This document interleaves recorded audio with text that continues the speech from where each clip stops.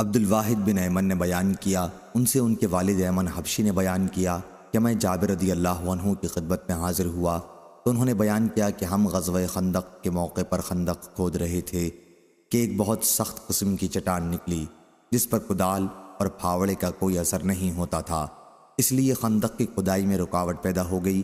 صحابہ رضی اللہ عنہم رسول اللہ صلی اللہ علیہ وسلم کی خدمت میں حاضر ہوئے اور آپ سے عرض کی کہ خندق میں ایک چٹان ظاہر ہو گئی ہے۔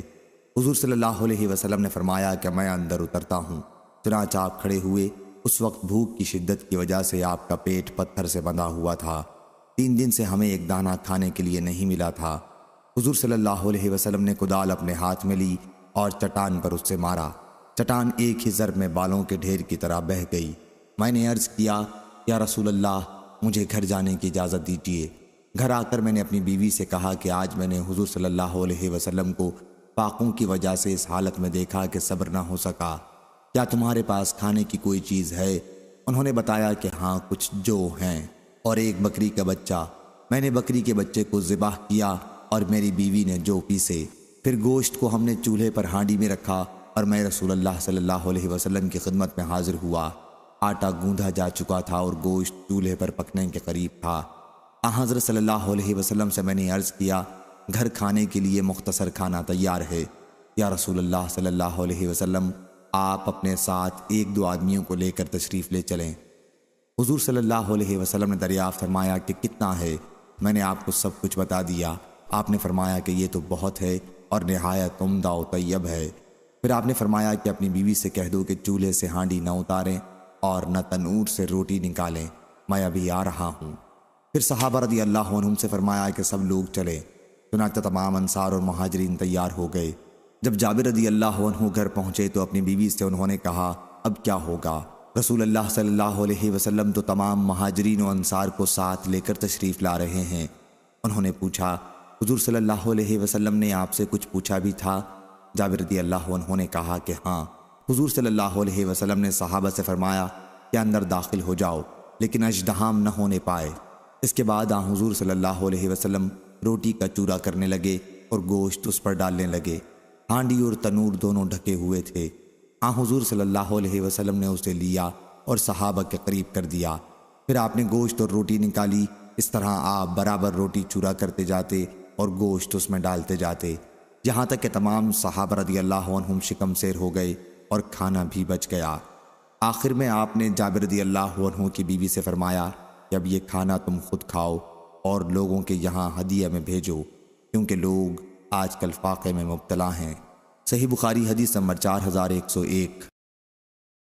عمرو بن علی فلاس نے بیان کیا، کہا ہم سے ابو عاصم دحاق بن مخلد نے بیان کیا، کہا ہم کو انزلہ بن ابی سفیان نے خبر دی، کہا ہم کو سعید بن مینا نے خبر دی، کہا میں نے جابر بن عبداللہ رضی اللہ عنہ سے سنا۔ انہوں نے بیان کیا کہ جب خندق کھودی جا رہی تھی تو میں نے معلوم کیا کہ نبی کریم صلی اللہ علیہ وسلم انتہائی بھوک میں مبتلا ہیں۔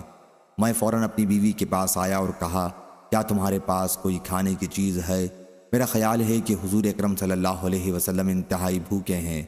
میری بیوی ایک تھیلا نکال کر لائیں جس میں 1 صاع جو تھے۔ گھر میں ہمارا ایک بکری کا بچہ بھی بندھا ہوا تھا۔ میں نے بکری کے بچے کو ذبح کیا اور میری بیوی نے جو کو چکی میں پیسا۔ جب میں ذبح سے فارغ ہوا تو وہ بھی جو پیس چکی تھیں۔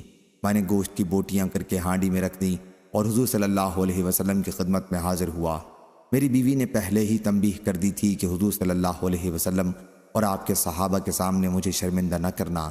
چنانچہ میں نے حضور اکرم صلی اللہ علیہ وسلم کی خدمت میں حاضر ہو کر آپ کے کان میں یہ عرض کیا کہ یا رسول اللہ، ہم نے ایک چھوٹا سا بچہ ذبح کر لیا اور 1 صاع جو پیس لیے ہیں جو ہمارے پاس تھے، اس لیے آپ 2 صحابہ کو لے کر تشریف لے چلیں۔ حضور اکرم صلی اللہ علیہ وسلم نے بہت بلند آواز سے فرمایا، اے اہل خندق، جابر رضی اللہ عنہ نے تمہارے لیے کھانا تیار کروایا ہے، بس اب سارا کام چھوڑ دو اور جلدی چلے چلو۔ اس کے بعد حضور صلی اللہ علیہ وسلم نے فرمایا کہ جب تک میں نہ آ جاؤں ہانڈی چولہے پر سے نہ اتارنا اور نہ آٹے کی روٹی پکانی شروع کرنا۔ میں اپنے گھر آیا، ادھر حضور اکرم صلی اللہ علیہ وسلم بھی صحابہ کو ساتھ لے کر روانہ ہوئے۔ میں اپنی بیوی کے پاس آیا تو وہ مجھے برا بھلا کہنے لگی۔ میں نے کہا کہ تم نے جو کچھ مجھ سے کہا تھا میں نے حضور صلی اللہ علیہ وسلم کے سامنے عرض کر دیا تھا۔ آخر میری بیوی نے گندھا ہوا آٹا نکالا اور حضور صلی اللہ علیہ وسلم نے اس میں اپنے لعاب دہن کی آمیزش کر دی اور برکت کی دعا کی۔ ہانڈی میں بھی آپ نے لعاب کی آمیزش کی اور برکت کی دعا کی۔ اس کے بعد آپ نے فرمایا کہ اب روٹی پکانے والی کو بلاؤ، وہ میرے سامنے روٹی پکائے اور گوشت ہانڈی سے نکالے، لیکن چولہے سے ہانڈی نہ اتارنا۔ صحابہ کی تعداد 1000 کے قریب تھی۔ میں اللہ تعالیٰ کی قسم کھاتا ہوں کہ اتنے ہی کھانے کو سب نے شکم سیر ہو کر کھایا اور کھانا بھی بچ گیا۔ جب تمام لوگ واپس ہو گئے تو ہماری ہانڈی اسی طرح ابل رہی تھی جس طرح شروع میں تھی، اور آٹے کی روٹیاں برابر پکائی جا رہی تھیں۔ صحیح بخاری حدیث نمبر 4102۔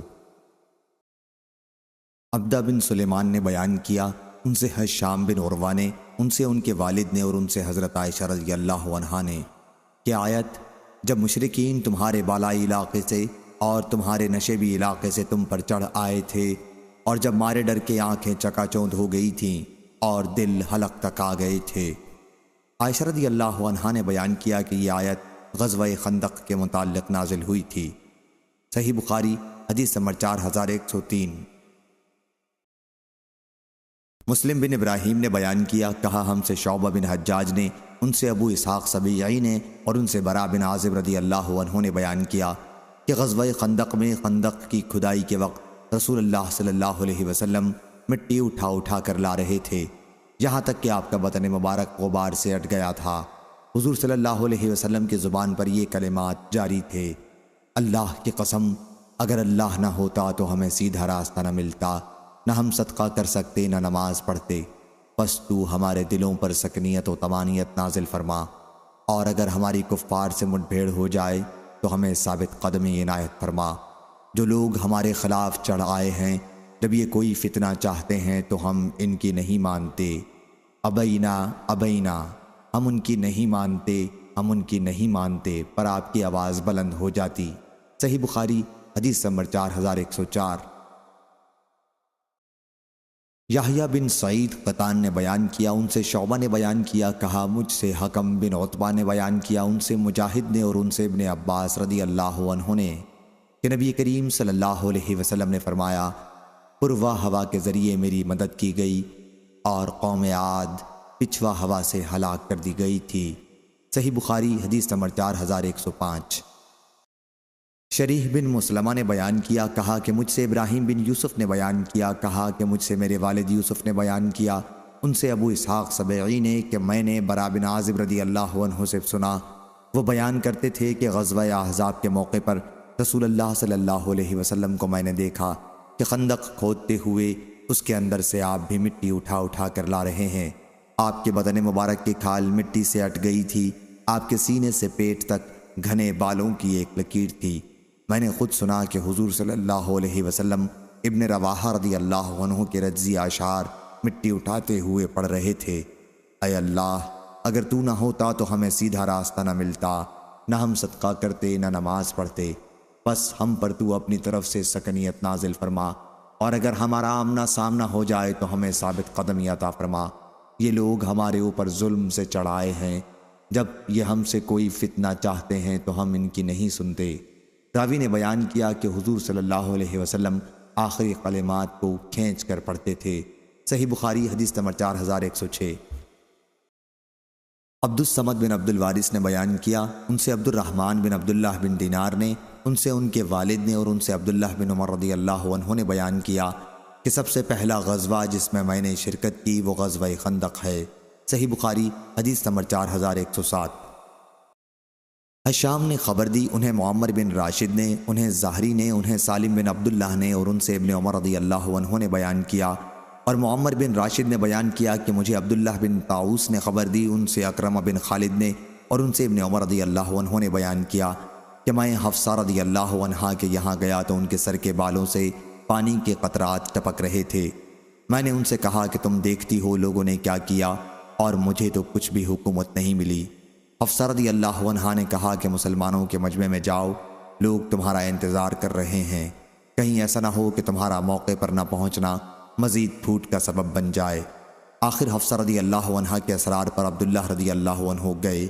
پھر جب لوگ وہاں سے چلے گئے تو معاویہ رضی اللہ عنہ نے خطبہ دیا اور کہا کہ خلافت کے مسئلے پر جسے گفتگو کرنی ہو وہ ذرا اپنا سر تو اٹھائے، یقیناً ہم اس سے اشارہ ابن عمر کی طرف تھا، زیادہ خلافت کے حقدار ہیں اور اس کے باپ سے بھی زیادہ۔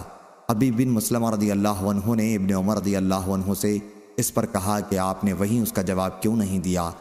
عبداللہ بن عمر رضی اللہ عنہ نے کہا کہ میں نے اسی وقت اپنی لنگی کھولی، جواب دینے کو تیار ہوا اور ارادہ کر چکا تھا کہ ان سے کہوں کہ تم سے زیادہ خلافت کا حقدار وہ ہے جس نے تم سے اور تمہارے باپ سے اسلام کے لیے جنگ کی تھی، لیکن پھر میں ڈرا کہ کہیں میری اس بات سے مسلمانوں میں اختلاف نہ بڑھ جائے اور خونریزی نہ ہو جائے اور میری بات کا مطلب میری منشا کے خلاف نہ لیا جانے لگے۔ اس کے بجائے مجھے جنت کی وہ نعمتیں یاد آ گئیں جو اللہ نے صبر کرنے والوں کے لیے جنتوں میں تیار کر رکھی ہیں۔ حبیب ابن ابی مسلم نے کہا کہ اچھا ہوا آپ محفوظ رہے اور بچا لیے گئے، آفت میں نہیں پڑے۔ محمود نے عبدالرزاق سے نسواتہ کے بجائے لفظ نوساتہ بیان کیا، جس کے چوٹی کے معنی ہیں جو عورتیں سر پر بال گوندتے وقت نکالتی ہیں۔ صحیح بخاری حدیث نمبر 4108۔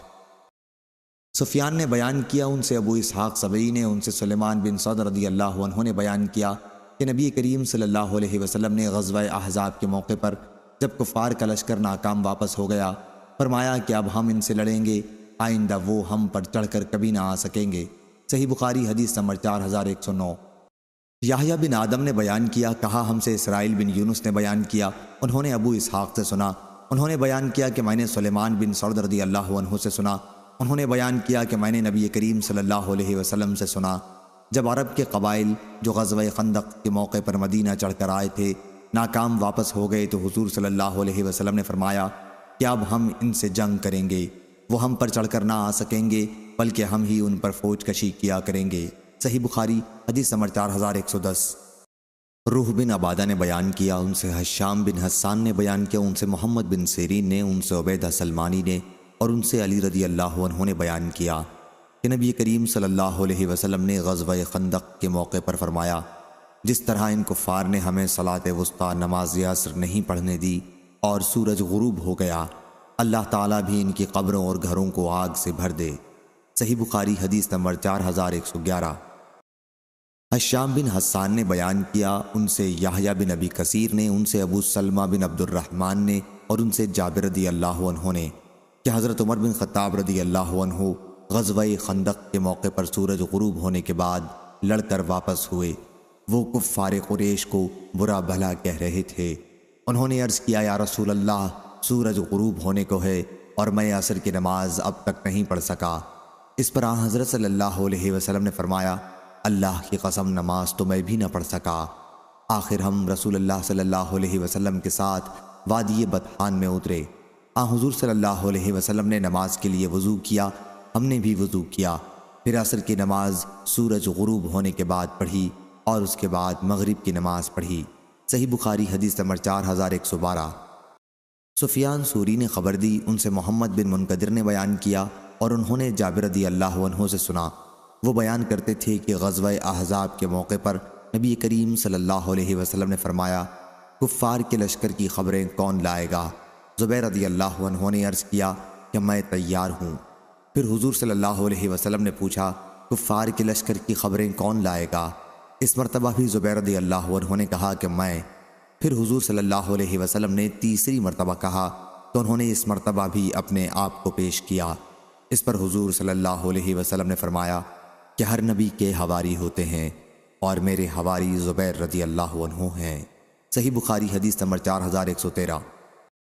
لیث نے بیان کیا، ان سے سعید بن ابی سعید نے، ان سے ان کے والد نے اور ان سے ابو ہریرہ رضی اللہ عنہ نے کہ نبی کریم صلی اللہ علیہ وسلم فرمایا کرتے تھے، اللہ کے سوا کوئی معبود نہیں، وہ اکیلا ہے جس نے اپنے لشکر کو فتح دی، اپنے بندے کی مدد کی یعنی حضور اکرم صلی اللہ علیہ وسلم کی، اور احزاب یعنی افواج کفار کو تنہا بھگا دیا، بس اس کے بعد کوئی چیز اس کے مد مقابل نہیں ہو سکتی۔ صحیح بخاری حدیث نمبر 4114۔ عبدہ نے خبر دی، ان سے اسماعیل بن ابی خالد نے بیان کیا کہ میں نے عبداللہ بن ابی اوفہ رضی اللہ عنہ سے سنا، انہوں نے بیان کیا کہ نبی کریم صلی اللہ علیہ وسلم نے احزاب افواج کفار کے لیے غزوہ خندق کے موقع پر بد دعا کی کہ اے اللہ، کتاب کے نازل کرنے والے، جلدی حساب لینے والے، کفار کے لشکر کو شکست دے۔ اے اللہ، انہیں شکست دے، یا اللہ ان کی طاقت کو متزلزل کر دے۔ صحیح بخاری حدیث نمبر 4115۔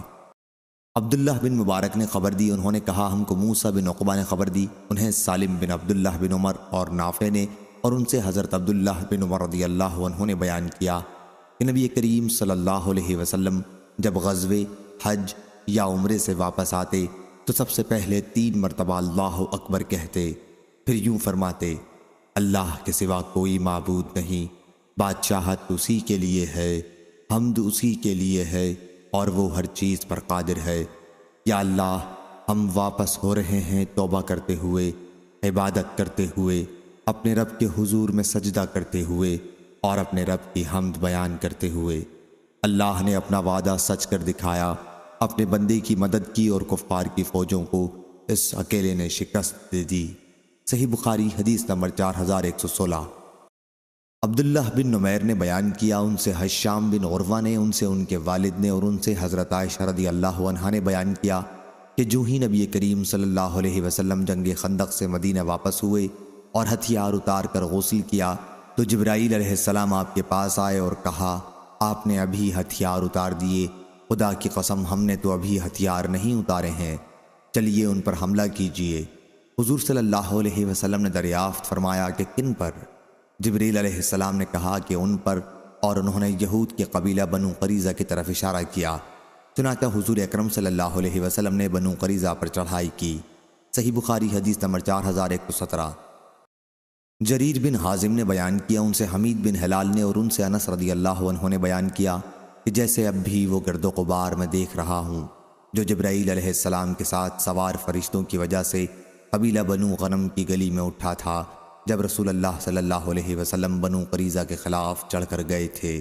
صحیح بخاری حدیث نمبر 4118۔ محمد بن عبداللہ بن محمد بن اسما نے بیان کیا، کہا ہم سے جویریہ بن اسما نے بیان کیا، ان سے نافع نے، اور ان سے عبداللہ بن عمر رضی اللہ عنہ نے بیان کیا کہ غزوہ احزاب سے فارغ ہو کر رسول اللہ صلی اللہ علیہ وسلم نے فرمایا کہ تمام مسلمان عصر کی نماز بنو قریظہ تک پہنچنے کے بعد ہی ادا کریں۔ بعض حضرات کی عصر کا نماز کا وقت راستے ہی میں ہو گیا، ان میں سے کچھ صحابہ رضی اللہ عنہم نے تو کہا کہ ہم راستے میں نماز نہیں پڑھیں گے، کیونکہ حضور صلی اللہ علیہ وسلم نے بنو قریظہ میں نماز عصر پڑھنے کے لیے فرمایا ہے، اور بعض صحابہ رضی اللہ عنہم نے کہا کہ حضور صلی اللہ علیہ وسلم کے ارشاد کا منشا یہ نہیں تھا۔ بعد میں حضور صلی اللہ علیہ وسلم کے سامنے اس کا تذکرہ ہوا تو آپ نے کسی پر خفگی نہیں فرمائی۔ صحیح بخاری حدیث نمبر 4119۔ معتمر بن سلیمان نے بیان کیا، دوسری سند امام بخاری رحمہ اللہ فرماتے ہیں، اور مجھ سے خلیفہ بن خیاط نے بیان کیا، کہا ہم سے معتمر بن سلیمان نے بیان کیا کہ میں نے اپنے والد سے سنا، اور ان سے انس رضی اللہ عنہ نے بیان کیا کہ بطور ہدیہ صحابہ رضی اللہ عنہم اپنے باغ میں سے نبی کریم صلی اللہ علیہ وسلم کے لیے چند کھجور کے درخت مقرر کر دیتے تھے، یہاں تک کہ بنو قریظہ اور بنو نذیر کے قبائل فتح ہو گئے تو حضور صلی اللہ علیہ وسلم نے ان ہدایہ کو واپس کر دیا۔ میرے گھر والوں نے بھی مجھے اس کھجور کو تمام کی تمام یا اس کا کچھ حصہ لینے کے لیے حضور صلی اللہ علیہ وسلم کی خدمت میں بھیجا۔ حضور صلی اللہ علیہ وسلم نے وہ کھجور ام ایمن کو دے دی تھی، اتنے میں وہ بھی آ گئیں اور کپڑا میری گردن میں ڈال کر کہنے لگیں، قطعاً نہیں، اس ذات کی قسم جس کے سوا کوئی معبود نہیں، یہ پھل تمہیں نہیں ملیں گے، یہ حضور صلی اللہ علیہ وسلم مجھے عنایت فرما چکے ہیں، یا اسی طرح کے الفاظ انہوں نے بیان کیے۔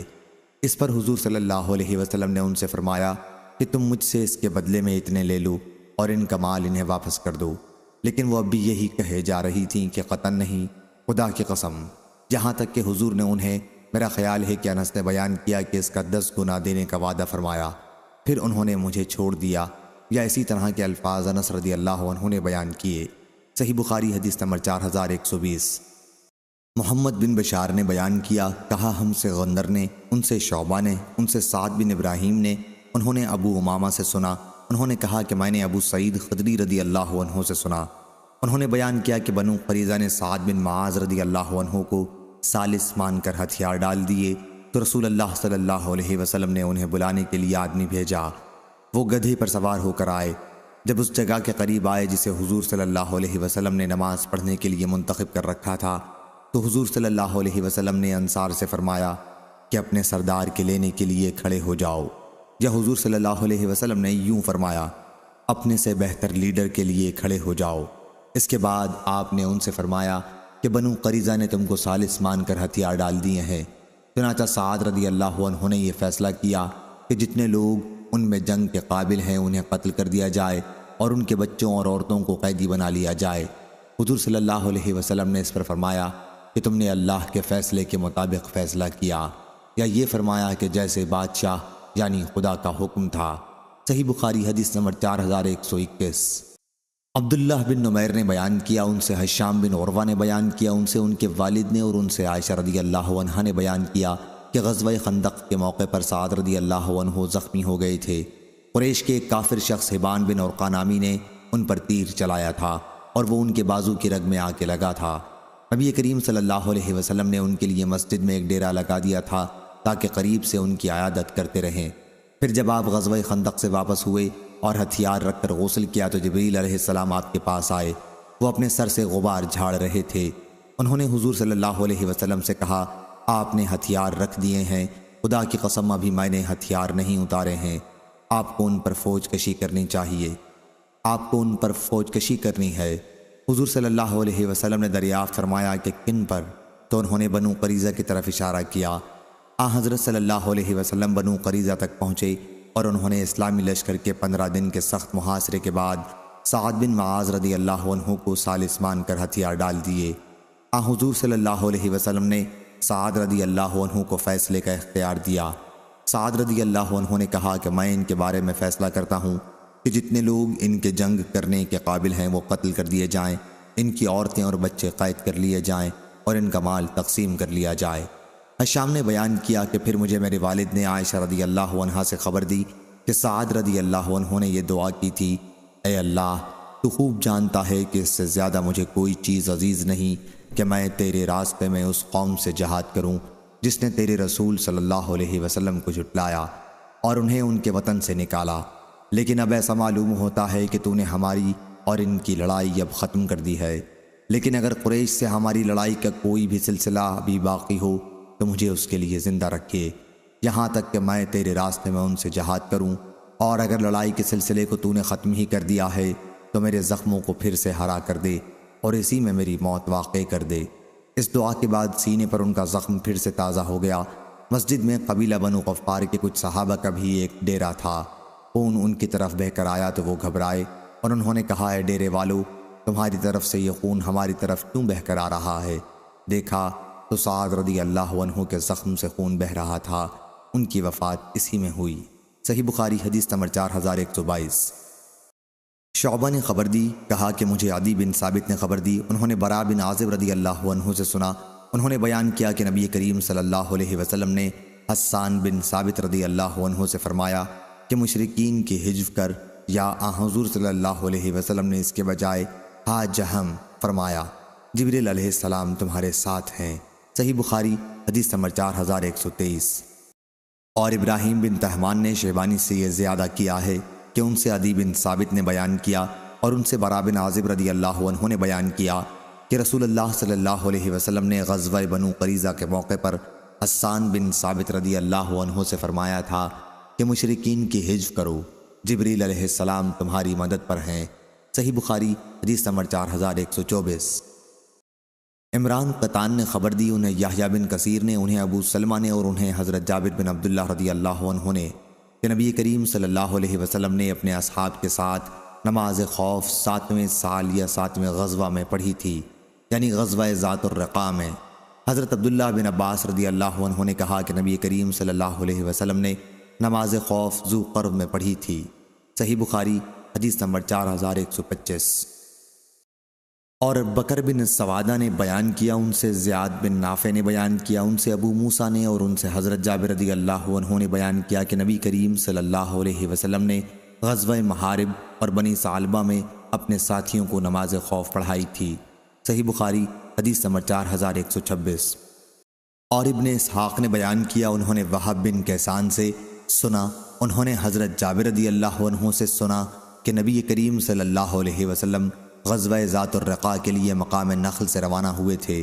وہاں آپ کا قبیلہ غطفان کی ایک جماعت سے سامنا ہوا لیکن کوئی جنگ نہیں ہوئی، اور چونکہ مسلمانوں پر کفار کے اچانک حملے کا خطرہ تھا، اس لیے حضور صلی اللہ علیہ وسلم نے 2 رکعت نماز خوف پڑھائی۔ اور یزید نے سلمہ بن العقوز رضی اللہ عنہ سے بیان کیا کہ میں نبی کریم صلی اللہ علیہ وسلم کے ساتھ غزوہ ذوالقرد میں شریک تھا۔ صحیح بخاری حدیث نمبر 4127۔ ابو امامہ نے بیان کیا، ان سے برید بن عبداللہ بن ابی بردہ نے، ان سے ابو بردہ نے، اور ان سے ابو موسیٰ اشعری رضی اللہ عنہ نے بیان کیا کہ ہم نبی کریم صلی اللہ علیہ وسلم کے ساتھ ایک غزوے کے لیے نکلے۔ ہم 6 ساتھی تھے اور ہم سب کے لیے صرف ایک اونٹ تھا جس پر باری باری ہم سوار ہوتے تھے۔ پیدل طویل اور پرمشقت سفر کی وجہ سے ہمارے پاؤں پھٹ گئے، میرے بھی پاؤں پھٹ گئے تھے، ناخن بھی جھڑ گئے تھے، چنانچہ ہم قدموں پر کپڑے کی پٹی باندھ باندھ کر چل رہے تھے، اسی لیے اس کا نام غزوہ ذات الرقاع پڑا، کیونکہ ہم نے قدموں کو پٹیوں سے باندھا تھا۔ ابو موسیٰ اشعری رضی اللہ عنہ نے یہ حدیث تو بیان کر دی، لیکن پھر ان کو اس کا اظہار اچھا نہیں معلوم ہوا، فرمانے لگے کہ مجھے یہ حدیث بیان نہ کرنی چاہیے تھی، ان کو اپنا نیک عمل ظاہر کرنا برا معلوم ہوا۔ صحیح بخاری حدیث نمبر 4128۔ قتیبہ بن سعید نے بیان کیا، کہا ہم سے امام مالک نے، ان سے یزید بن رومان نے، ان سے صالح بن خوات نے ایک ایسے صحابی سے بیان کیا جو نبی کریم صلی اللہ علیہ وسلم کے ساتھ غزوہ ذات الرقاع میں شریک تھے، کہ نبی کریم صلی اللہ علیہ وسلم نے نماز خوف پڑھی تھی۔ اس کی صورت یہ ہوئی تھی کہ پہلے ایک جماعت نے آپ کی اقتداء میں نماز پڑھی، اس وقت دوسری جماعت مسلمانوں کی دشمن کے مقابلے میں کھڑی تھی۔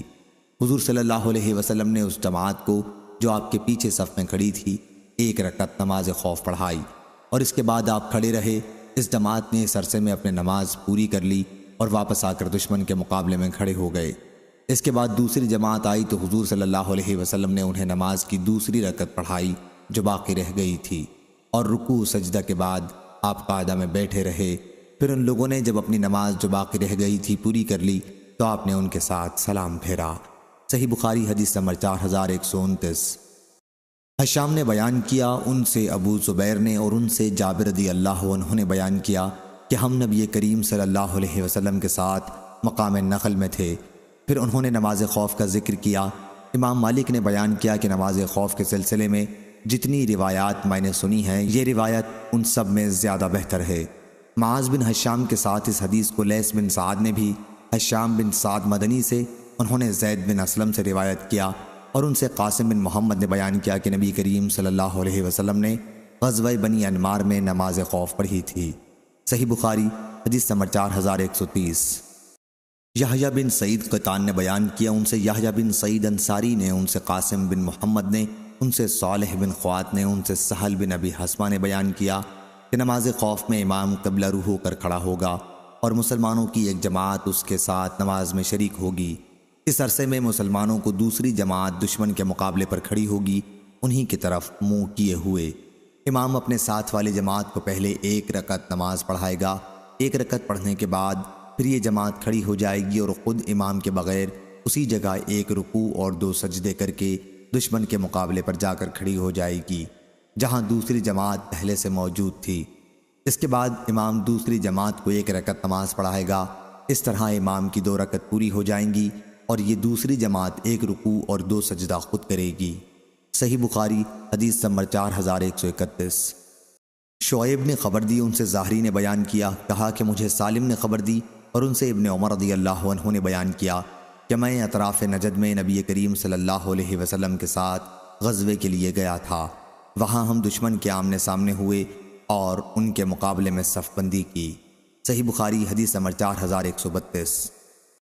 یزید بن زرعی نے بیان کیا، کہا ہم سے معمر نے بیان کیا، ان سے زہری نے، ان سے سالم بن عبداللہ بن عمر رضی اللہ عنہ نے، اور ان سے ان کے والد نے کہ نبی کریم صلی اللہ علیہ وسلم نے ایک جماعت کے ساتھ نماز خوف پڑھی اور دوسری جماعت اس عرصے میں دشمن کے مقابلے پر کھڑی تھی۔ پھر یہ جماعت جب اپنے دوسرے ساتھیوں کی جگہ نماز پڑھ کر چلی گئی تو دوسری جماعت آئی اور حضور صلی اللہ علیہ وسلم نے انہیں بھی 1 رکعت نماز پڑھائی۔ اس کے بعد آپ نے اس جماعت کے ساتھ سلام پھیرا۔ آخر اس جماعت نے کھڑے ہو کر اپنی 1 رکعت پوری کی اور پہلی جماعت نے بھی کھڑے ہو کر اپنی 1 رکعت پوری کی۔ صحیح بخاری حدیث نمبر 4133۔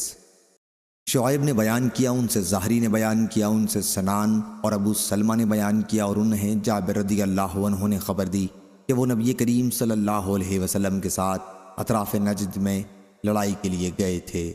صحیح بخاری حدیث نمبر 4134۔ اسماعیل بن ابی اویس نے بیان کیا، کہا کہ مجھ سے میرے بھائی عبد الحمید نے بیان کیا، ان سے سلیمان بن بلال نے، ان سے محمد بن ابی عتیق نے، ان سے ابن شہاب نے، ان سے سنان بن ابی سنان دولی نے، انہیں جابر رضی اللہ عنہ نے خبر دی کہ وہ نبی کریم صلی اللہ علیہ وسلم کے ساتھ اطراف نجد میں غزوے کے لیے گئے تھے۔ پھر جب حضرت صلی اللہ علیہ وسلم واپس ہوئے تو وہ بھی واپس ہوئے۔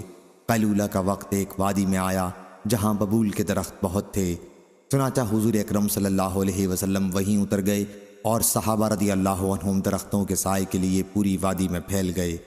حضور اکرم صلی اللہ علیہ وسلم نے بھی ایک ببول کے درخت کے نیچے قیام فرمایا اور اپنی تلوار اس درخت پر لٹکا دی۔ جابر رضی اللہ عنہ نے بیان کیا کہ ابھی تھوڑی ہی دیر ہمیں سوئے ہوئی تھی کیا حضرت صلی اللہ علیہ وسلم نے ہمیں پکارا۔ ہم جب خدمت میں حاضر ہوئے تو آپ کے پاس ایک بدوی بیٹھا ہوا تھا۔ حضور صلی اللہ علیہ وسلم نے فرمایا کہ اس شخص نے میری تلوار مجھی پر کھینچ لی تھی۔ میں اس وقت سویا ہوا تھا، میری آنکھ کھلی تو میری رنگی تلوار اس کے ہاتھ میں تھی۔ اس نے مجھ سے کہا، تمہیں میرے ہاتھ سے آج کون بچائے گا؟ میں نے کہا کہ اللہ، اب دیکھو یہ بیٹھا ہوا ہے۔ حضور اکرم صلی اللہ علیہ وسلم نے اسے پھر کوئی سزا نہیں دی۔ صحیح بخاری حدیث نمبر 4135۔ اور ابان نے کہا کہ ہم سے یحییٰ بن ابی کثیر نے بیان کیا، ان سے ابو سلمہ نے اور ان سے جابر رضی اللہ عنہ نے بیان کیا کہ ہم نبی کریم صلی اللہ علیہ وسلم کے ساتھ ذات الرقاع میں تھے۔ پھر ہم ایک ایسی جگہ آئے جہاں بہت گھنے سایہ کا درخت تھا۔ وہ درخت ہم نے حضور صلی اللہ علیہ وسلم کے لیے مخصوص کر دیا کہ آپ وہاں آرام فرمائیں۔ بعد میں مشرکین میں سے ایک شخص آیا، حضور صلی اللہ علیہ وسلم کی تلوار درخت سے لٹک رہی تھی۔ اس نے وہ تلوار حضور صلی اللہ علیہ وسلم پر کھینچ لی اور پوچھا، تم مجھ سے ڈرتے ہو؟ حضور صلی اللہ علیہ وسلم نے فرمایا کہ نہیں۔ اس پر اس نے پوچھا، آج میرے ہاتھ سے تمہیں کون بچائے گا؟ حضور صلی اللہ علیہ وسلم نے فرمایا کہ اللہ۔ پھر صحابہ رضی اللہ عنہم نے اسے ڈانٹا دھمکایا اور نماز کی تکبیر کہی گئی تو حضور صلی اللہ علیہ وسلم نے پہلے ایک جماعت کو 2 رکعت نماز خوف پڑھائی۔ جب وہ جماعت حضور صلی اللہ علیہ وسلم کے پیچھے سے ہٹ گئی تو آپ نے دوسری جماعت کو بھی 2 رکعت نماز پڑھائی۔ اس طرح نبی کریم صلی اللہ علیہ وسلم کی 4 رکعت نماز ہوئی، لیکن مقتدیوں کی صرف 2 رکعت۔ اور مسدد نے بیان کیا، ان سے ابو ایوانہ نے، ان سے ابو بشر نے کہ اس شخص کا نام جس نے آپ پر تلوار کھینچی تھی غورث بن حارث تھا، اور حضرت صلی اللہ علیہ وسلم نے اس غزوے میں قبیلہ محارب خصفہ سے جنگ کی تھی۔ صحیح بخاری حدیث نمبر 4136۔ اور ابو زبیر نے جابر رضی اللہ عنہ سے بیان کیا کہ ہم نبی کریم صلی اللہ علیہ وسلم کے ساتھ مقام نخل میں تھے تو آپ نے نماز خوف پڑھائی۔ اور ابو ہریرہ رضی اللہ عنہ نے بیان کیا کہ میں نے نبی کریم صلی اللہ علیہ وسلم کے ساتھ نماز خوف غزوہ نجد میں پڑھی تھی۔ یہ یاد رہے کہ ابو ہریرہ رضی اللہ عنہ حضور اکرم صلی اللہ علیہ وسلم کی خدمت میں سب سے پہلے غزوہ خیبر کے موقع پر حاضر ہوئے تھے۔ صحیح بخاری حدیث نمبر 4137۔ اسماعیل بن جعفر نے خبر دی، انہیں ربیعہ بن ابی عبد الرحمن نے، انہیں محمد بن یحییٰ بن حبان نے اور ان سے ابو محرز نے بیان کیا کہ میں مسجد میں داخل ہوا تو حضرت ابو سعید خدری رضی اللہ عنہ اندر موجود تھے۔ میں ان کے پاس بیٹھ گیا اور عزل کے متعلق ان سے سوال کیا۔ انہوں نے بیان کیا کہ ہم رسول اللہ صلی اللہ علیہ وسلم کے ساتھ غزوہ بنی المصطلق کے لیے نکلے۔ اس غزوے میں ہمیں کچھ عرب کے قیدی ملے جن میں عورتیں بھی تھیں۔ پھر اس سفر میں ہمیں عورتوں کی خواہش ہوئی اور بے عورت رہنا ہم پر مشکل ہو گیا۔ دوسری طرف ہم عزل کرنا چاہتے تھے اس خوف سے کہ بچہ نہ پیدا ہو۔ ہمارا ارادہ یہی تھا کہ عزل کر لیں، لیکن پھر ہم نے سوچا کہ رسول اللہ صلی اللہ علیہ وسلم موجود ہیں، آپ سے پوچھے بغیر عزل کرنا مناسب نہ ہوگا۔ چنانچہ ہم نے آپ سے اس کے متعلق پوچھا تو آپ نے فرمایا کہ اگر تم عزل نہ کرو پھر بھی کوئی حرج نہیں، کیونکہ قیامت تک جو جان پیدا ہونے والی ہے وہ ضرور پیدا ہو کر رہے گی۔ صحیح بخاری حدیث نمبر 4138۔ عبد الرزاق نے بیان کیا، کہا ہم کو معمر نے خبر دی، انہیں زہری نے، انہیں ابو سلمہ نے اور ان سے جابر بن عبداللہ رضی اللہ عنہ نے بیان کیا کہ ہم نبی کریم صلی اللہ علیہ وسلم کے ساتھ نجد کی طرف غزوے کے لیے گئے۔ دوپہر کا وقت ہوا تو آپ ایک جنگل میں پہنچے جہاں ببول کے درخت بہت تھے۔ آپ نے گھنے درخت کے نیچے سایہ کے لیے قیام کیا اور درخت سے اپنی تلوار لٹکا دی۔ صحابہ رضی اللہ عنہم بھی درختوں کے نیچے سایہ حاصل کرنے کے لیے پھیل گئے۔ ابھی ہم اسی کیفیت میں تھے کہ حضور صلی اللہ علیہ وسلم نے ہمیں پکارا۔ ہم حاضر ہوئے تو ایک بدوی آپ کے سامنے بیٹھا ہوا تھا۔ حضور صلی اللہ علیہ وسلم نے فرمایا کہ یہ شخص میرے پاس آیا تو میں سو رہا تھا، اتنے میں اس نے میری تلوار کھینچ لی اور میں بھی بیدار ہو گیا۔ یہ میری ننگی تلوار کھینچے ہوئے میرے سر پر کھڑا تھا، مجھ سے کہنے لگا، آج مجھ سے تمہیں کون بچائے گا؟ میں نے کہا کہ اللہ۔ وہ شخص صرف ایک لفظ سے اتنا مرعوب ہوا کہ تلوار کو نیام میں رکھ کر بیٹھ گیا، اور دیکھ لو یہ بیٹھا ہوا ہے۔ حضور صلی اللہ علیہ وسلم نے اسے کوئی سزا نہیں دی۔ صحیح بخاری حدیث نمبر 4139۔ آدم ابن عیاس نے بیان کیا، کہا ہم سے ابن ابی ذئب نے بیان کیا، ان سے عثمان بن عبداللہ بن سراقہ نے بیان کیا، اور ان سے جابر بن عبداللہ انصاری رضی اللہ عنہ نے بیان کیا کہ میں نے نبی کریم صلی اللہ علیہ وسلم کو غزوہ انمار میں دیکھا کہ نفل نماز آپ اپنی سواری پر مشرق کی طرف منہ کیے ہوئے پڑھ رہے تھے۔ صحیح بخاری حدیث نمبر 4140۔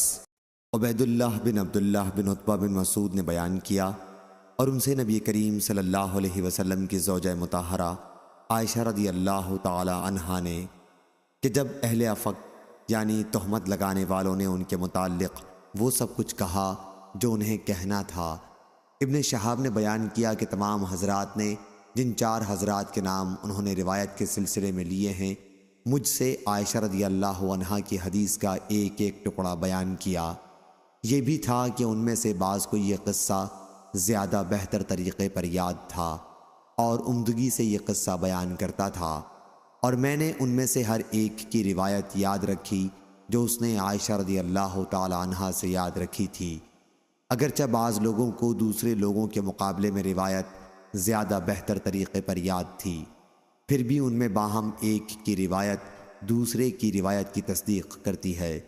ان لوگوں نے بیان کیا کہ عائشہ رضی اللہ عنہا نے بیان کیا کہ رسول اللہ صلی اللہ علیہ وسلم جب سفر کا ارادہ کرتے تو ازواج مطہرات کے درمیان قرعہ ڈالا کرتے تھے، اور جس کا نام آتا تو حضور صلی اللہ علیہ وسلم انہیں اپنے ساتھ سفر میں لے جاتے۔ حضرت عائشہ رضی اللہ عنہا نے بیان کیا کہ ایک غزوے کے موقع پر جب آپ نے قرعہ ڈالا تو میرا نام نکلا اور میں حضور صلی اللہ علیہ وسلم کے ساتھ سفر میں روانہ ہوئی۔ یہ واقعہ پردے کے حکم کے نازل ہونے کے بعد کا ہے۔ چنانچہ مجھے ہودج سمیت اٹھا کر سوار کر دیا جاتا اور اسی کے ساتھ اتارا جاتا۔ اس طرح ہم روانہ ہوئے۔ پھر جب حضور اکرم صلی اللہ علیہ وسلم اپنے اس غزوے سے فارغ ہو گئے تو واپس ہوئے۔ واپسی میں اب ہم مدینے کے قریب تھے اور ایک مقام پر پڑاؤ تھا جہاں سے حضور صلی اللہ علیہ وسلم نے کوچ کا رات میں اعلان کیا۔ کوچ کا اعلان ہو چکا تو میں کھڑی ہوئی اور تھوڑی دور چل کر لشکر کے حدود سے آگے نکل گئی۔ پھر قضاء حاجت سے فارغ ہو کر میں اپنی سواری کے پاس پہنچی۔ وہاں پہنچ کر جو میں نے اپنا سینہ ٹٹولا تو ظفار یمن کا ایک شہر کے مہرہ کا بنا ہوا میرا ہار غائب تھا۔ اب میں پھر واپس ہوئی اور اپنا ہار تلاش کرنے لگی۔ اس تلاش میں دیر ہو گئی۔ انہوں نے بیان کیا کہ جو لوگ مجھے سوار کیا کرتے تھے وہ آئے اور میرے ہودج کو اٹھا کر انہوں نے میرے اونٹ پر رکھ دیا جس پر میں سوار ہوا کرتی تھی۔ انہوں نے سمجھا کہ میں ہودج کے اندر ہی موجود ہوں۔ ان دنوں عورتیں بہت ہلکی پھلکی تھیں، ان کے جسم میں زیادہ گوشت نہیں ہوتا تھا کیونکہ بہت معمولی خوراک انہیں ملتی تھی۔ اس لیے اٹھانے والوں نے جب اٹھایا تو ہودج کے ہلکے پن میں انہیں کوئی فرق معلوم نہیں ہوا۔ یوں بھی اس وقت میں ایک کم عمر لڑکی تھی۔ غرض اونٹ کو اٹھا کر وہ بھی روانہ ہو گئے۔ جب لشکر گزر گیا تو مجھے بھی اپنا ہار مل گیا۔ میں ڈیرے پر آئی تو وہاں کوئی بھی نہ تھا، نہ پکارنے والا نہ جواب دینے والا۔ اس لیے میں وہاں آئی جہاں میرا اصل ڈیرا تھا۔ مجھے یقین تھا کہ جلد ہی میرے نہ ہونے کا انہیں علم ہو جائے گا اور مجھے لینے کے لیے وہ واپس لوٹ آئیں گے۔ اپنی جگہ پر بیٹھے بیٹھے میری آنکھ لگ گئی اور میں سو گئی۔ صفوان بن معطل سلمہ ثم ذکوانی رضی اللہ عنہ لشکر کے پیچھے پیچھے آ رہے تھے تاکہ لشکر کی کوئی چیز گم ہو گئی ہو تو وہ اٹھا لیں۔ انہوں نے ایک سوئے انسان کا سایہ دیکھا اور جب قریب آ کر مجھے دیکھا تو پہچان گئے۔ پردے سے پہلے وہ مجھے دیکھ چکے تھے۔ مجھے جب وہ پہچان گئے تو ان اللہ پڑھنا شروع کیا اور ان کی آواز سے میں جاگ اٹھی۔ اور فوراً اپنی چادر سے میں نے اپنا چہرہ چھپا لیا۔ خدا کی قسم میں نے ان سے ایک لفظ بھی نہیں کہا، اور نہ سوا ان للہ کہ میں نے ان کی زبان سے کوئی لفظ سنا۔ وہ سواری سے اتر گئے اور اسے انہوں نے بٹھا کر اس کی اگلی ٹانگ کو موڑ دیا تاکہ بغیر کسی مدد کے ام المومنین اس پر سوار ہو سکے۔ میں اٹھی اور اس پر سوار ہو گئی۔ اب وہ سواری کو آگے سے پکڑے ہوئے لے کر چلے۔ جب ہم لشکر کے قریب پہنچے تو ٹھیک دوپہر کا وقت تھا۔ لشکر پڑاؤ کیے ہوئے تھا۔ ام المومنین رضی اللہ عنہا نے بیان کیا کہ پھر جسے ہلاک ہونا تھا وہ ہلاک ہوا۔ اصل میں تہمت کا بیڑا عبداللہ بن ابی ابن سلول منافق نے اٹھا رکھا تھا۔ عروہ نے بیان کیا کہ مجھے معلوم ہوا ہے کہ وہ اس تہمت کا چرچا کرتا اور اس کا مجلسوں میں اس کا تذکرہ ہوا کرتا۔ وہ اس کی تصدیق کرتا، خوب غور اور توجہ سے سنتا اور پھیلانے کے لیے خوب کھود کریت کرتا۔ عروہ نے پہلی سند کے حوالے سے یہ بھی کہا کہ حسان بن ثابت، مصطح بن اثاثہ اور حمنہ بنت حجش کے سوا تہمت لگانے میں شریک کسی کا بھی نام نہیں لیا کہ مجھے ان کا علم ہوتا، اگرچہ اس میں شریک ہونے والے بہت سے تھے، جیسا کہ اللہ تعالیٰ نے ارشاد فرمایا کہ جن لوگوں نے تہمت لگائی ہے وہ بہت سے ہیں، لیکن اس معاملے میں سب سے بڑھ چڑھ کر حصہ لینے والا عبداللہ بن ابی ابن سلول تھا۔ عروہ نے بیان کیا کہ عائشہ رضی اللہ عنہا اس پر بڑی خفگی کا اظہار کرتی تھیں۔ اگر ان کے سامنے حسان بن ثابت رضی اللہ عنہ کو برا بھلا کہا جاتا، آپ فرماتی کہ یہ شعر حسان ہی نے کہا ہے کہ میرے والد اور میرے والد کے والد اور میری عزت محمد صلی اللہ علیہ وسلم کی عزت کی حفاظت کے لیے تمہارے سامنے ڈھال بنی رہیں گی۔ حضرت عائشہ رضی اللہ عنہا نے بیان کیا کہ پھر ہم مدینہ پہنچ گئے اور وہاں پہنچتے ہی جو میں بیمار پڑی تو 1 مہینے تک بیمار ہی رہی۔ اس عرصے میں لوگوں میں تہمت لگانے والوں کی افواہوں کا بڑا چرچا رہا، لیکن میں ایک بات بھی نہیں سمجھ رہی تھی۔ البتہ اپنے مرض کے دوران ایک چیز سے مجھے بڑا شبہ ہوتا کہ رسول کریم صلی اللہ علیہ وسلم کی وہ محبت و عنایت میں نہیں محسوس کرتی تھی جس کو پہلے جب بھی بیمار ہوتی میں دیکھ چکی تھی۔ آپ میرے پاس تشریف لاتے، سلام کرتے اور دریافت فرماتے کیسی طبیعت ہے، صرف اتنا پوچھ کر واپس تشریف لے جاتے۔ حضور صلی اللہ علیہ وسلم کے اس طرز عمل سے مجھے شبہ ہوتا تھا، لیکن شر جو پھیل چکا تھا اس کا مجھے کوئی احساس نہیں تھا۔ مرض سے جب افاقہ ہوا تو میں ام مصطح کے ساتھ مناسح کی طرف گئی۔ مناسح مدینے کی آبادی سے باہر ہمارے رفع حاجت کی جگہ تھی۔ ہم یہاں صرف رات کے وقت جاتے تھے۔ یہ اس سے پہلے کی بات ہے جب بیت الخلاء ہمارے گھروں سے قریب بن گئے تھے۔ ام المومنین نے بیان کیا کہ ابھی ہم عرب کے قدیم کے طریقے پر عمل کرتے اور میدان میں رفع حاجت کے لیے جایا کرتے تھے، اور ہمیں اس سے تکلیف ہوتی تھی کہ بیت الخلاء ہمارے گھروں کے قریب بنائے جائیں۔ انہوں نے بیان کیا کہ الغرض میں اور ام مصطح رفع حاجت کے لیے گئے۔ ام مصطح ابی رحم بن عبد المطلب بن عبد مناف کی بیٹی ہیں۔ ان کی والدہ صخر بن عامر کی بیٹی ہیں اور وہ حضرت ابو بکر صدیق رضی اللہ عنہ کی خالہ ہوتی ہیں۔ انہی کے بیٹے مصطح بن اثاثہ بن عباد بن مطلب رضی اللہ عنہ ہیں۔ پھر میں اور ام مصطح حاجت سے فارغ ہو کر اپنے گھر کی طرف واپس آ رہے تھے کہ ام مصطح اپنی چادر میں الجھ گئیں اور ان کی زبان سے نکلا کہ مصطح ذلیل ہو۔ میں نے کہا آپ نے بری بات زبان سے نکالی، ایک ایسے شخص کو آپ برا کہہ رہی ہیں جو بدر کی لڑائی میں شریک ہو چکا ہے۔ انہوں نے اس پر کہا کیوں مصطح کی باتیں تم نے نہیں سنی؟ ام المومنین نے بیان کیا کہ میں نے پوچھا کہ انہوں نے کیا کہا ہے۔ بیان کیا پھر انہوں نے تہمت لگانے والوں کی باتیں سنائیں۔ بیان کیا کہ ان باتوں کو سن کر میرا مرض اور بڑھ گیا۔ جب میں اپنے گھر واپس آئی تو حضور اکرم صلی اللہ علیہ وسلم میرے پاس تشریف لائے اور سلام کے بعد دریافت فرمایا کہ کیسی طبیعت ہے۔ میں نے حضور صلی اللہ علیہ وسلم سے عرض کیا کہ کیا مجھے اپنے والدین کے گھر جانے کی اجازت مرحمت فرمائیں گے؟ ام المومنین نے بیان کیا کہ میرا ارادہ یہ تھا کہ ان سے اس خبر کی تصدیق کروں گی۔ انہوں نے بیان کیا کہ حضور صلی اللہ علیہ وسلم نے مجھے اجازت دے دی۔ میں نے اپنی والدہ سے گھر جا کر پوچھا کہ آخر لوگوں میں کس طرح کی افواہیں ہیں؟ انہوں نے فرمایا کہ بیٹی فکر نہ کر، خدا کی قسم ایسا شاید ہی کہیں ہوا ہو کہ ایک خوبصورت عورت کسی ایسے شوہر کے ساتھ ہو جو اس سے محبت بھی رکھتا ہو اور اس کی سوکنیں بھی ہوں، اور پھر اس پر تہمتیں نہ لگائی گئی ہوں، اس کی عیب جوئی نہ کی گئی ہو، ام المومنین نے بیان کیا کہ میں نے اس پر کہا کہ سبحان اللہ، میری سوکنوں سے اس کا کیا تعلق، اس کا تو عام لوگوں میں چرچا ہے۔ انہوں نے بیان کیا کہ ادھر پھر جو میں نے رونا شروع کیا تو رات بھر روتی رہی، اسی طرح صبح ہو گئی اور میرے آنسو کسی طرح نہ تھمتے تھے اور نہ نیند ہی آتی تھی۔ بیان کیا کہ ادھر رسول اللہ صلی اللہ علیہ وسلم نے علی بن ابی طالب رضی اللہ عنہ اور اسامہ بن زید رضی اللہ عنہ کو اپنی بیوی کو علیحدہ کرنے کے متعلق مشورہ کرنے کے لیے بلایا، کیونکہ اس سلسلے میں اب تک آپ پر وحی نازل نہیں ہوئی تھی۔ بیان کیا کہ اسامہ نے تو حضور اکرم صلی اللہ علیہ وسلم کو اسی کے مطابق مشورہ دیا جو وہ حضور صلی اللہ علیہ وسلم کی بیوی مراد خود اپنی ذات سے ہے کی پاکیزگی اور حضور صلی اللہ علیہ وسلم کی ان سے محبت کے متعلق جانتے تھے۔ چنانچہ انہوں نے کہا کہ آپ کی بیوی میں مجھے خیر و بھلائی کے سوا اور کچھ معلوم نہیں ہے، لیکن علی رضی اللہ عنہ نے کہا یا رسول اللہ، اللہ تعالیٰ نے آپ پر کوئی تنگی نہیں رکھی ہے اور عورتیں بھی ان کے علاوہ بہت ہیں، آپ ان کی باندی بریرہ رضی اللہ عنہا سے بھی دریافت فرما لیں، وہ حقیقت حال بیان کر دے گی۔ بیان کیا کہ پھر حضور صلی اللہ علیہ وسلم نے بریرہ رضی اللہ عنہا کو بلایا اور ان سے دریافت فرمایا کہ کیا تم نے کوئی ایسی بات دیکھی ہے جس سے تمہیں عائشہ پر شبہ ہوا ہو؟ حضرت بریرہ رضی اللہ عنہا نے کہا اس ذات کی قسم جس نے آپ کو حق کے ساتھ مبعوث کیا، میں نے ان کے اندر کوئی ایسی چیز نہیں دیکھی جو بری ہو۔ اتنی بات ضرور ہے کہ وہ ایک نو عمر لڑکی ہیں، آٹا گوندھ کر سو جاتی ہیں اور بکری آ کر اسے کھا جاتی ہے۔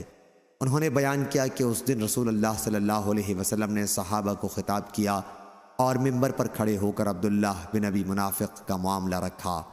آپ نے فرمایا اے گروہ مسلمین، اس شخص کے بارے میں میری کون مدد کرے گا جس کی اذیتیں اب میری بیوی کے معاملے تک پہنچ گئی ہیں؟ خدا کی قسم کہ میں نے اپنی بیوی میں خیر کے سوا اور کوئی چیز نہیں دیکھی۔ اور نام بھی ان لوگوں نے ایک ایسے شخص صفوان بن معطل رضی اللہ عنہ جو ام المومنین کو اپنے اونٹ پر لائے تھے کا لیا ہے، جس کے بارے میں بھی میں خیر کے سوا اور کچھ نہیں جانتا۔ وہ جب بھی میرے گھر آئے تو میرے ساتھ ہی آئے۔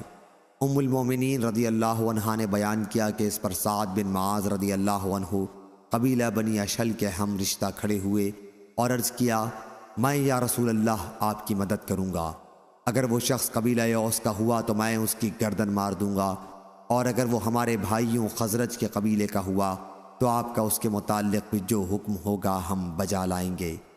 ام المومنین نے بیان کیا کہ اس پر قبیلہ خزرج کے ایک صحابی کھڑے ہوئے، حسان کی والدہ ان کی چچا زاد بہن تھیں، یعنی سعد بن عبادہ رضی اللہ عنہ۔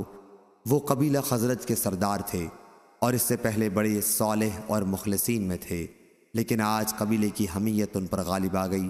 انہوں نے سعد رضی اللہ عنہ کو مخاطب کر کے کہا خدا کی قسم تم جھوٹے ہو، تم اسے قتل نہیں کر سکتے اور نہ تمہارے اندر اتنی طاقت ہے، اگر وہ تمہارے قبیلے کا ہوتا تو تم اس کے قتل کا نام نہ لیتے۔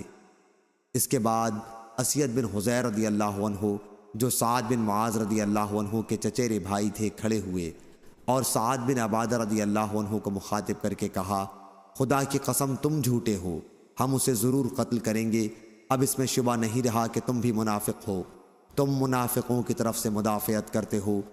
اتنے میں اوس و خزرج انصار کے دونوں قبیلے بھڑک اٹھے اور ایسا معلوم ہوتا تھا کہ آپس ہی میں لڑ پڑیں گے۔ اس وقت تک رسول اللہ صلی اللہ علیہ وسلم منبر پر ہی تشریف رکھتے تھے۔ ام المومنین حضرت عائشہ رضی اللہ عنہا نے بیان کیا کہ پھر حضور صلی اللہ علیہ وسلم سب کو خاموش کرانے لگے، سب حضرات چپ ہو گئے اور حضور صلی اللہ علیہ وسلم بھی خاموش ہو گئے۔ ام المومنین حضرت عائشہ رضی اللہ عنہا نے بیان کیا کہ میں اس روز پورے دن روتی رہی، نہ میرا آنسو تھمتا تھا اور نہ آنکھ لگتی تھی۔ بیان کیا کہ صبح کے وقت میرے والدین میرے پاس آئے، 2 راتیں اور 1 دن میرا روتے ہوئے گزر گیا تھا۔ اس پورے عرصے میں نہ میرا آنسو رکا اور نہ نیند آئی، ایسا معلوم ہوتا تھا کہ روتے روتے میرا کلیجہ پھٹ جائے گا۔ ابھی میرے والدین میرے پاس ہی بیٹھے ہوئے تھے اور میں روئے جا رہی تھی کہ قبیلہ انصار کی ایک خاتون نے اندر آنے کی اجازت چاہی۔ میں نے انہیں اجازت دے دی اور وہ بھی میرے ساتھ بیٹھ کر رونے لگیں۔ بیان کیا کہ ہم ابھی اسی حالت میں تھے کہ رسول اللہ صلی اللہ علیہ وسلم تشریف لائے، آپ نے سلام کیا اور بیٹھ گئے۔ بیان کیا کہ جب سے مجھ پر تہمت لگائی گئی تھی حضور صلی اللہ علیہ وسلم میرے پاس نہیں بیٹھے تھے۔ 1 مہینہ گزر گیا تھا اور میرے بارے میں آپ کو وحی کے ذریعے کوئی اطلاع نہیں دی گئی تھی۔ بیان کیا کہ بیٹھنے کے بعد حضور صلی اللہ علیہ وسلم نے کلمہ شہادت پڑھا، پھر فرمایا اما بعد، اے عائشہ رضی اللہ عنہا، مجھے تمہارے بارے میں اس طرح کی خبریں ملی ہیں۔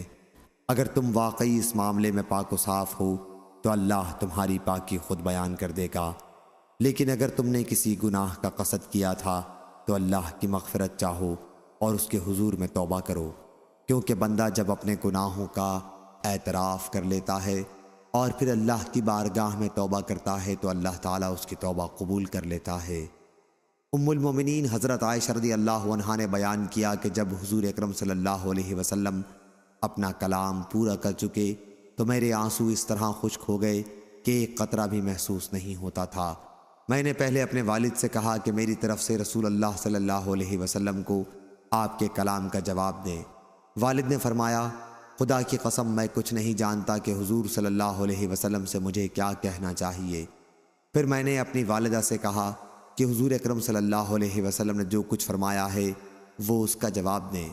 والدہ نے بھی یہی کہا خدا کی قسم مجھے کچھ نہیں معلوم کیا حضور صلی اللہ علیہ وسلم سے مجھے کیا کہنا چاہیے، اس لیے میں نے خود ہی عرض کیا۔ حالانکہ میں بہت کم عمر لڑکی تھی اور قرآن مجید بھی میں نے زیادہ نہیں پڑھا تھا کہ خدا کی قسم مجھے بھی معلوم ہوا ہے کہ آپ لوگوں نے اس طرح کی افواہوں پر کان دھرا اور بات آپ لوگوں کے دلوں میں اتر گئی اور آپ لوگوں نے اس کی تصدیق کی۔ اب اگر میں یہ کہوں کہ میں اس تہمت سے بری ہوں تو آپ لوگ میری تصدیق نہیں کریں گے، اور اگر اس گناہ کا اقرار کر لوں اور اللہ تعالیٰ خوب جانتا ہے کہ میں اس سے بری ہوں تو آپ لوگ اس کی تصدیق کرنے لگ جائیں گے۔ پس خدا کی قسم میری اور آپ لوگوں کی مثال حضرت یوسف علیہ السلام کے والد جیسی ہے جب انہوں نے کہا تھا فَصَبْرٌ جَمِيلٌ وَاللَّهُ الْمُسْتَعَانُ عَلَى مَا تَصِفُونَ، بس صبر جمیل بہتر ہے اور اللہ ہی کی مدد درکار ہے۔ اس بارے میں جو کچھ تم کہہ رہے ہو۔ پھر میں نے اپنا رخ دوسری طرف کر لیا اور اپنے بستر پر لیٹ گئی۔ اللہ خوب جانتا تھا کہ میں اس معاملے میں قطعاً بری تھی اور وہ خود میری برت ظاہر کرے گا کیونکہ میں واقعی بری تھی، لیکن خدا کی قسم مجھے اس کا کوئی وہم و گمان بھی نہ تھا کہ اللہ تعالیٰ وحی کے ذریعے قرآن مجید میں میرے معاملے کی صفائی اتارے گا، کیونکہ میں اپنے کو اس سے بہت کمتر سمجھتی تھی کہ اللہ تعالیٰ میرے معاملے میں خود کوئی کلام فرمائے۔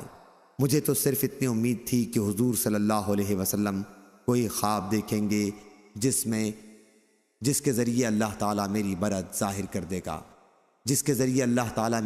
کر دے گا، لیکن خدا کی قسم ابھی حضور اکرم صلی اللہ علیہ وسلم اس مجلس سے اٹھے بھی نہیں تھے اور نہ اور کوئی گھر کا آدمی وہاں سے اٹھا تھا کہ حضور صلی اللہ علیہ وسلم پر وحی نازل ہونی شروع ہوئی اور آپ پر وہ کیفیت طاری ہوئی جو وحی کی شدت میں طاری ہوتی تھی۔ موتیوں کی طرح پسینے کے قطرے آپ کے چہرے سے گرنے لگے، حالانکہ سردی کا موسم تھا۔ یہ اس وحی کی وجہ سے تھا جو آپ پر نازل ہو رہی تھی۔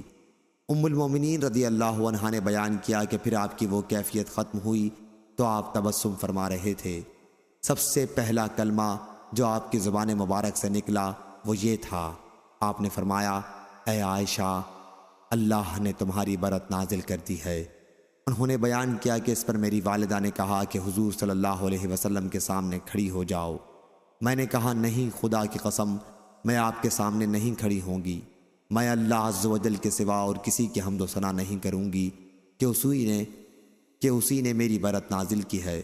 بیان کیا کہ اللہ تعالیٰ نے نازل فرمایا ان الذین جاء بالافک الاخ، جو لوگ تہمت تراشی میں شریک ہوئے ہیں، 10 آیتیں اس سلسلے میں نازل ہوئیں۔ جب اللہ تعالیٰ نے سورہ نور میں یہ آیتیں میری برت کے لیے نازل فرمائیں تو ابو بکر صدیق رضی اللہ عنہ جو مستحب نثاثہ کے اخراجات ان سے قرابت اور محتاجی کی وجہ سے خود اٹھاتے تھے نے کہا کہ خدا کی قسم مستح رضی اللہ عنہ نے جب عائشہ رضی اللہ عنہا کے متعلق اس طرح کی تہمت تراشی میں حصہ لیا تو میں اس پر اب کبھی کچھ خرچ نہیں کروں گا۔ اس پر اللہ تعالیٰ نے یہ آیت نازل کی وَلَا يَأْتَلِ أُولُو الْفَضْلِ مِنْكُمْ، یعنی اہل فضل اور اہل ہمت قسم نہ کھائیں سے غفور الرحیم تک۔ کیونکہ مستح یا دوسرے مومنین کی اس میں شرکت محض غلط فہمی کی بنا پر تھی۔ چنانچہ ابو بکر صدیق رضی اللہ عنہ نے کہا کہ خدا کی قسم میری تمنا ہے کہ اللہ تعالیٰ مجھے اس کہنے پر معاف کر دے، اور مستح کو جو کچھ وہ دیا کرتے تھے اسے پھر دینے لگے، اور کہا کہ خدا کی قسم اب اس وظیفے کو میں کبھی بند نہیں کروں گا۔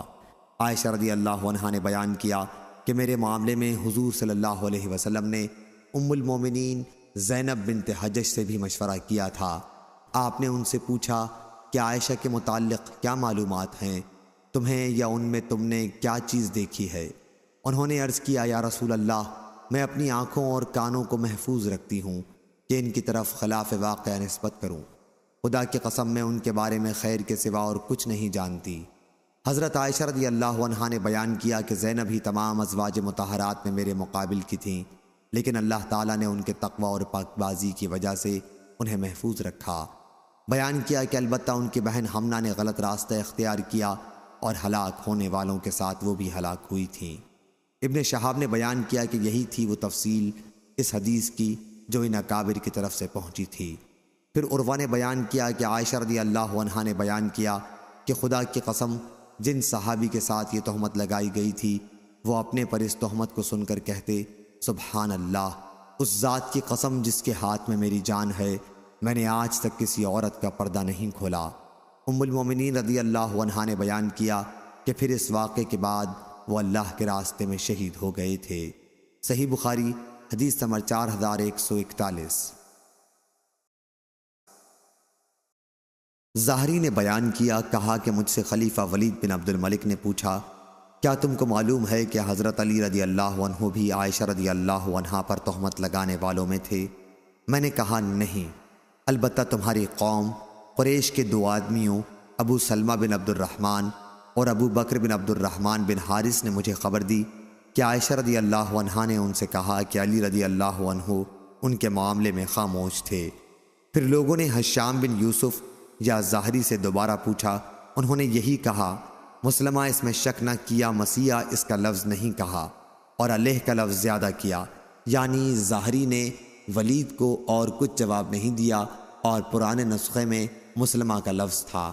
صحیح بخاری حدیث نمبر 4142۔ مسروق بن اجدہ نے بیان کیا، کہا کہ مجھ سے ام رومان رضی اللہ عنہا نے بیان کیا، وہ عائشہ رضی اللہ عنہا کی والدہ ہیں۔ انہوں نے بیان کیا کہ میں اور عائشہ رضی اللہ عنہا بیٹھی ہوئی تھیں کہ ایک انصاری خاتون آئیں اور کہنے لگیں کہ اللہ فلاں فلاں کو تباہ کرے۔ ام رومان نے پوچھا کہ کیا بات ہے؟ انہوں نے کہا کہ میرا لڑکا بھی ان لوگوں کے ساتھ شریک ہو گیا ہے جنہوں نے اس طرح کی بات کی ہے۔ ام رومان رضی اللہ عنہا نے پوچھا کہ آخر بات کیا ہے؟ اس پر انہوں نے تہمت لگانے والوں کی باتیں نقل کر دیں۔ عائشہ رضی اللہ عنہا نے پوچھا کہ یا رسول اللہ صلی اللہ علیہ وسلم نے یہ باتیں سنی ہیں؟ انہوں نے بیان کیا کہ ہاں۔ انہوں نے پوچھا اور ابو بکر رضی اللہ عنہ نے بھی؟ انہوں نے کہا کہ ہاں، انہوں نے بھی۔ یہ سنتے ہی وہ غش کھا کر گر پڑیں، اور جب ہوش آیا تو جاڑے کے ساتھ بخار چڑھا ہوا تھا۔ میں نے ان پر ان کے کپڑے ڈال دیے اور اچھی طرح ڈھک دیا۔ اس کے بعد رسول اللہ صلی اللہ علیہ وسلم تشریف لائے اور دریافت فرمایا کہ انہیں کیا ہوا ہے؟ میں نے عرض کیا یا رسول اللہ جاڑے کے ساتھ بخار چڑھ گیا ہے۔ حضور صلی اللہ علیہ وسلم نے فرمایا غالباً اس نے اس طوفان کی بات سن پائی ہے۔ ام رومان رضی اللہ عنہا نے کہا کہ جی ہاں۔ پھر عائشہ رضی اللہ عنہا نے بیٹھ کر کہا کہ خدا کی قسم اگر میں قسم کھاؤں کہ میں بے گناہ ہوں تو آپ لوگ میری تصدیق نہیں کریں گے، اور اگر کچھ کہوں تب بھی میرا عذر نہیں سنیں گے۔ میری اور آپ لوگوں کی یعقوب علیہ السلام اور ان کے بیٹوں جیسی کہاوت ہے کہ انہوں نے کہا تھا واللہ المستعان علی ما تصفون، یعنی اللہ ان باتوں پر جو تم بناتے ہو مدد کرنے والا ہے۔ ام رومان رضی اللہ عنہا نے کہا حضرت صلی اللہ علیہ وسلم حضرت عائشہ رضی اللہ عنہا کی یہ تقریر سن کر لوٹ گئے، کچھ جواب نہیں دیا۔ چنانچہ اللہ تعالیٰ نے خود ان کی تلافی نازل کی۔ وہ حضرت صلی اللہ علیہ وسلم سے کہنے لگی بس میں اللہ ہی کا شکر ادا کرتی ہوں، نہ تمہارا نہ کسی اور کا۔ صحیح بخاری حدیث نمبر 4143۔ وکی نے بیان کیا ان سے نافع بن عمر نے، ان سے ابن ابی ملیکہ نے کہ عائشہ رضی اللہ عنہا سورہ نور کی آیت میں قرأت اذ تلقونہ باللسنتکم کرتی تھیں، اور اس کی تفسیر میں فرماتی تھیں اولق جھوٹ کے معنی میں ہے۔ ابن ابی ملیکہ نے بیان کیا حضرت عائشہ رضی اللہ عنہا ان آیتوں کو اوروں سے زیادہ جانتی تھیں کیونکہ وہ خاص انہی کے باب میں اتری تھیں۔ صحیح بخاری حدیث نمبر 4144۔ عبدہ بن سلیمان نے بیان کیا ان سے حشام نے ان سے ان کے والد نے بیان کیا کہ میں عائشہ رضی اللہ عنہا کے سامنے حسان بن ثابت رضی اللہ عنہ کو برا کہنے لگا تو انہوں نے کہا کہ انہیں برا نہ کہو، کیونکہ وہ رسول اللہ صلی اللہ علیہ وسلم کی طرف سے کفار کو جواب دیتے تھے۔ اور حضرت عائشہ رضی اللہ عنہا نے بیان کیا کہ انہوں نے حضور اکرم صلی اللہ علیہ وسلم سے مشرکین قریش کی حجو کہنے کی اجازت چاہی تو آپ نے فرمایا کہ پھر میرے نسب کا کیا ہوگا؟ حسان رضی اللہ عنہ نے کہا کہ میں آپ کو ان سے اس طرح الگ کر لوں گا جیسے بال گندھے ہوئے آٹے سے کھینچ لیا جاتا ہے۔ اور محمد بن عقبہ امام بخاری کے شیخ نے بیان کیا ہم سے عثمان بن فرقد نے بیان کیا، کہا میں نے حشام سے سنا انہوں نے اپنے والد سے انہوں نے بیان کیا کہ میں نے حسان بن ثابت رضی اللہ عنہ کو برا بھلا کہا کیونکہ انہوں نے بھی حضرت عائشہ رضی اللہ عنہا پر تہمت لگانے میں بہت حصہ لیا تھا۔ صحیح بخاری حدیث نمبر 4145۔ مسروق نے بیان کیا کہ ہم عائشہ رضی اللہ عنہا کی خدمت میں حاضر ہوئے تو ان کے یہاں حسان بن ثابت رضی اللہ عنہ موجود تھے اور ام المومنین رضی اللہ عنہا کو اپنے اشعار سنا رہے تھے۔ ایک شعر تھا جس کا ترجمہ یہ ہے، وہ سنجیدہ اور پاک دامن ہیں جس پر کبھی تہمت نہیں لگائی گئی، وہ ہر صبح بھوکی ہو کر نادان بہنوں کا گوشت نہیں کھاتی۔ اس پر عائشہ رضی اللہ عنہا نے کہا لیکن تم تو ایسے نہیں ثابت ہوئے۔ مسروق نے بیان کیا کہ پھر میں نے عائشہ رضی اللہ عنہا سے عرض کیا آپ انہیں اپنے یہاں آنے کی اجازت کیوں دیتی ہیں جبکہ اللہ تعالیٰ ان کے متعلق فرما چکا ہے کہ اور ان میں وہ شخص جو تہمت لگانے میں سب سے زیادہ ذمہ دار ہے اس کے لیے بڑا عذاب ہوگا۔ اس پر ام المومنین نے فرمایا کہ نابینا ہو جانے سے سخت اور کیا عذاب ہوگا۔ حسان رضی اللہ عنہ کی بصارت آخر عمر میں چلی گئی تھی۔ عائشہ رضی اللہ عنہا نے ان سے کہا کہ حسان رضی اللہ عنہ رسول اللہ صلی اللہ علیہ وسلم کی حمایت کیا کرتے تھے۔ صحیح بخاری حدیث نمبر 4146۔ صالح بن کیسان نے بیان کیا ان سے عبید اللہ بن عبداللہ نے اور ان سے زید بن خالد رضی اللہ عنہ نے بیان کیا کہ حدیبیہ کے سال ہم رسول اللہ صلی اللہ علیہ وسلم کے ساتھ نکلے تو ایک دن رات میں بارش ہوئی۔ حضور صلی اللہ علیہ وسلم نے صبح کی نماز پڑھانے کے بعد ہم سے خطاب کیا اور دریافت فرمایا معلوم ہے تمہارے رب نے کیا کہا؟ ہم نے عرض کی کہ اللہ اور اس کے رسول کو زیادہ علم ہے۔ آپ نے فرمایا کہ اللہ تعالیٰ فرماتا ہے صبح ہوئی تو میرے کچھ بندوں نے اس حالت میں صبح کی کہ ان کا ایمان مجھ پر تھا اور کچھ نے اس حالت میں صبح کی کہ وہ میرا انکار کیے ہوئے تھے۔ تو جس نے کہا کہ ہم پر یہ بارش اللہ کے رزق، اللہ کی رحمت اور اللہ کے فضل سے ہوئی ہے تو وہ مجھ پر ایمان لانے والا ہے اور ستاروں کا انکار کرنے والا ہے۔ اور جو شخص یہ کہتا ہے کہ یہ بارش فلاں ستارے کی تاثیر سے ہوئی ہے تو وہ ستاروں پر ایمان لانے والا اور میرے ساتھ کفر کرنے والا ہے۔ صحیح بخاری حدیث نمبر 4147۔ انس بن مالک رضی اللہ عنہ نے خبر دی کہ رسول اللہ صلی اللہ علیہ وسلم نے 4 عمرے کیے اور سوائے اس عمرے کے جو آپ نے حج کے ساتھ کیا تمام عمرے ذی قعدہ کے مہینے میں کیے۔ حدیبیہ کا عمرہ بھی آپ ذی قعدہ کے مہینے میں کرنے تشریف لے گئے، پھر دوسرے سال اس کی قضا میں آپ نے ذی قعدہ میں عمرہ کیا، اور ایک عمرہ جعرانہ سے آپ نے کیا تھا جہاں غزوہ حنین کی غنیمت آپ نے تقسیم کی تھی، یہ بھی ذی قعدہ کے مہینے میں کیا تھا، اور ایک عمرہ حج کے ساتھ کیا جو ذی الحج میں کیا تھا۔ صحیح بخاری حدیث نمبر 4148۔ علی بن مبارک نے بیان کیا ان سے یحییٰ بن ابی کثیر نے، ان سے عبداللہ بن ابی قتادہ نے اور ان سے ان کے والد نے بیان کیا کہ ہم رسول اللہ صلی اللہ علیہ وسلم کے ساتھ صلح حدیبیہ کے سال روانہ ہوئے۔ تمام صحابہ نے احرام باندھ لیا تھا لیکن میں نے ابھی احرام نہیں باندھا تھا۔ صحیح بخاری حدیث نمبر 4149۔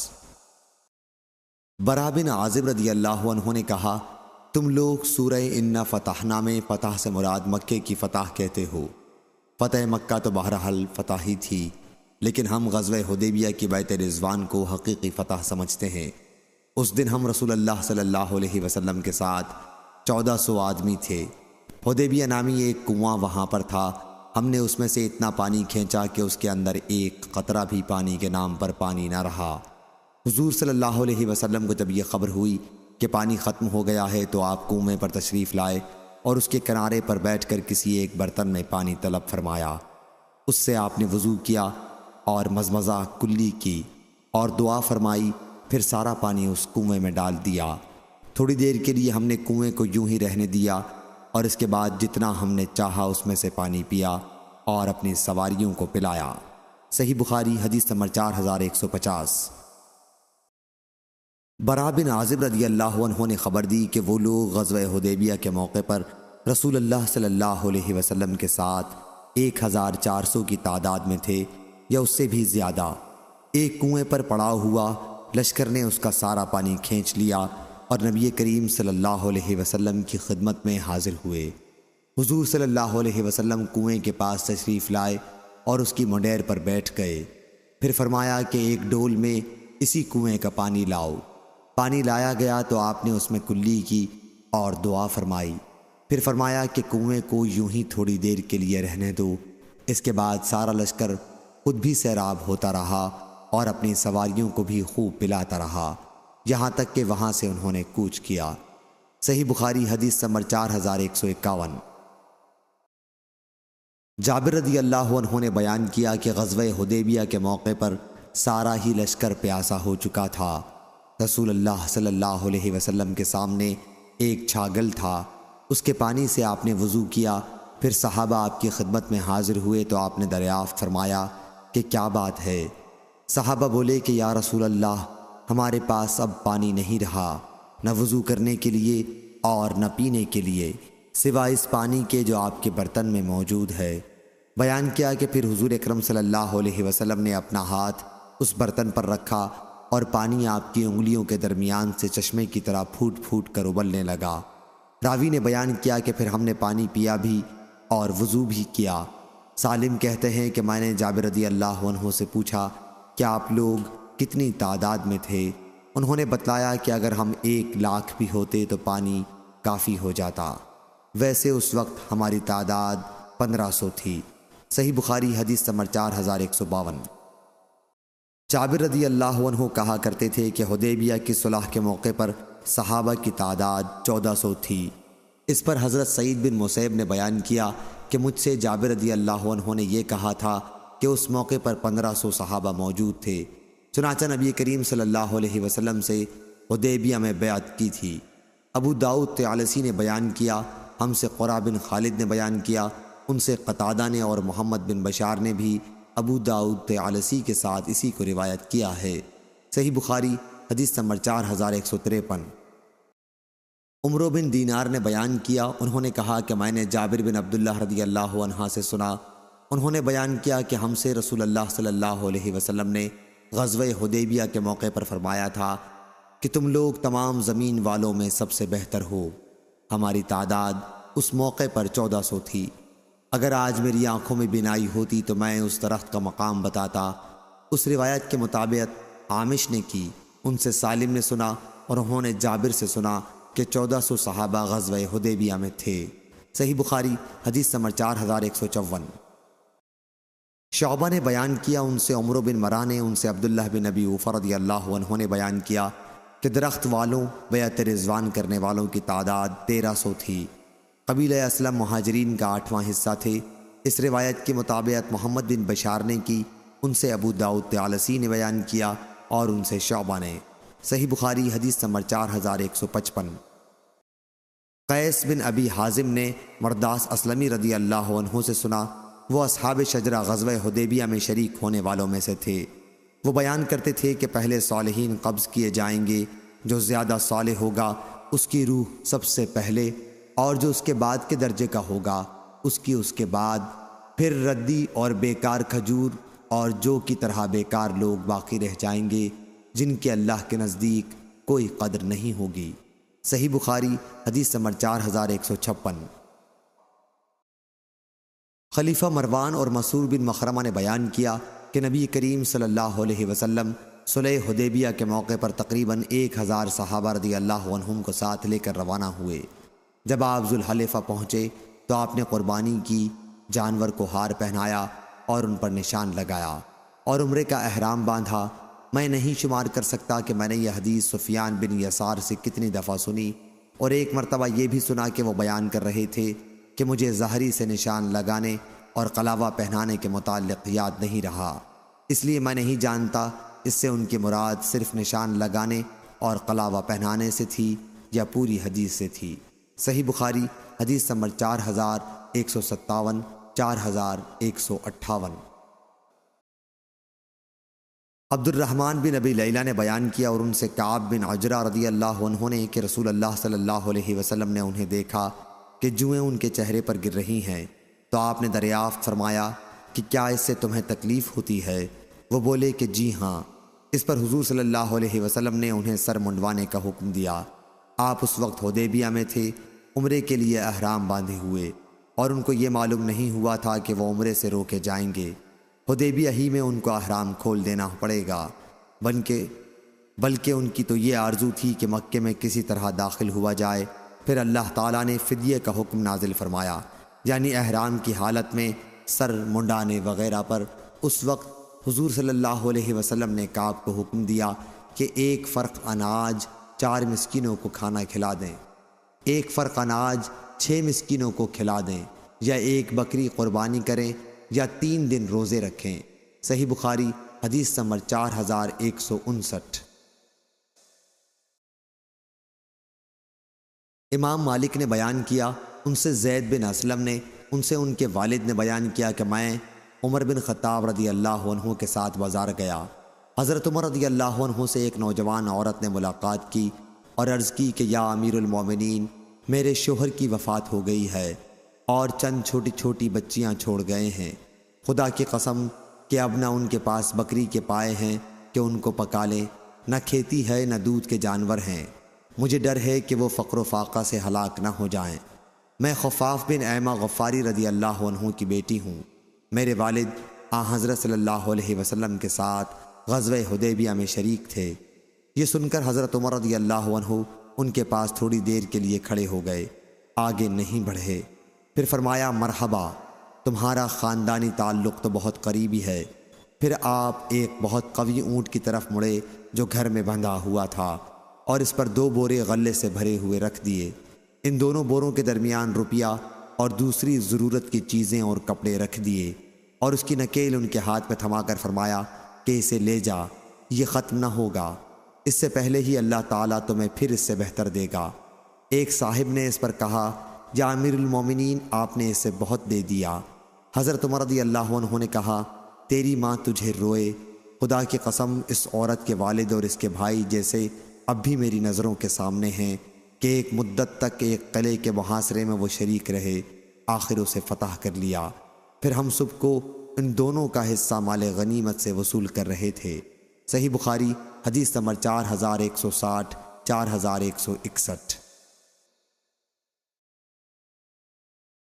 مسیب بن حزن رضی اللہ عنہ نے بیان کیا کہ میں نے وہ درخت دیکھا تھا، لیکن پھر بعد میں جب میں آیا تو میں اسے پہچان نہیں سکا۔ محمود نے بیان کیا کہ پھر بعد میں وہ درخت مجھے یاد نہیں رہا تھا۔ صحیح بخاری حدیث نمبر 4162۔ عبید اللہ بن عبداللہ نے بیان کیا، ان سے اسرائیل نے، ان سے طارق بن عبد الرحمن نے بیان کیا کہ حج کے ارادے سے جاتے ہوئے میں کچھ ایسے لوگوں کے پاس سے گزرا جو نماز پڑھ رہے تھے۔ میں نے پوچھا کہ یہ کون سی مسجد ہے؟ انہوں نے بتایا کہ یہ وہی درخت ہے جہاں رسول اللہ صلی اللہ علیہ وسلم نے بیعت رضوان لی تھی۔ پھر میں سعید بن مسیب کے پاس آیا اور انہیں اس کی خبر دی۔ انہوں نے کہا مجھ سے میرے والد مسیب بن حزن نے بیان کیا، وہ ان لوگوں میں تھے جنہوں نے حضرت صلی اللہ علیہ وسلم سے اس درخت کے تلے بیعت کی تھی۔ کہتے تھے جب میں دوسرے سال وہاں گیا تو اس درخت کی جگہ کو بھول گیا۔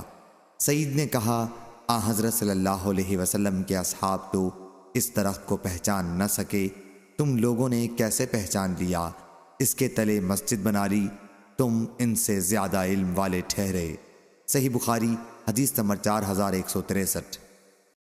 موسیٰ بن اسماعیل نے بیان کیا، کہا ہم سے ابو ایوانہ نے، کہا ہم سے طارق بن عبد الرحمن نے، ان سے سعید بن مسیب نے اور ان سے ان کے والد نے کہ انہوں نے بھی رسول اللہ صلی اللہ علیہ وسلم سے اس درخت کے تلے بیعت کی تھی۔ کہتے تھے کہ جب ہم دوسرے سال ادھر گئے تو ہمیں پتہ ہی نہیں چلا کہ وہ کون سا درخت تھا۔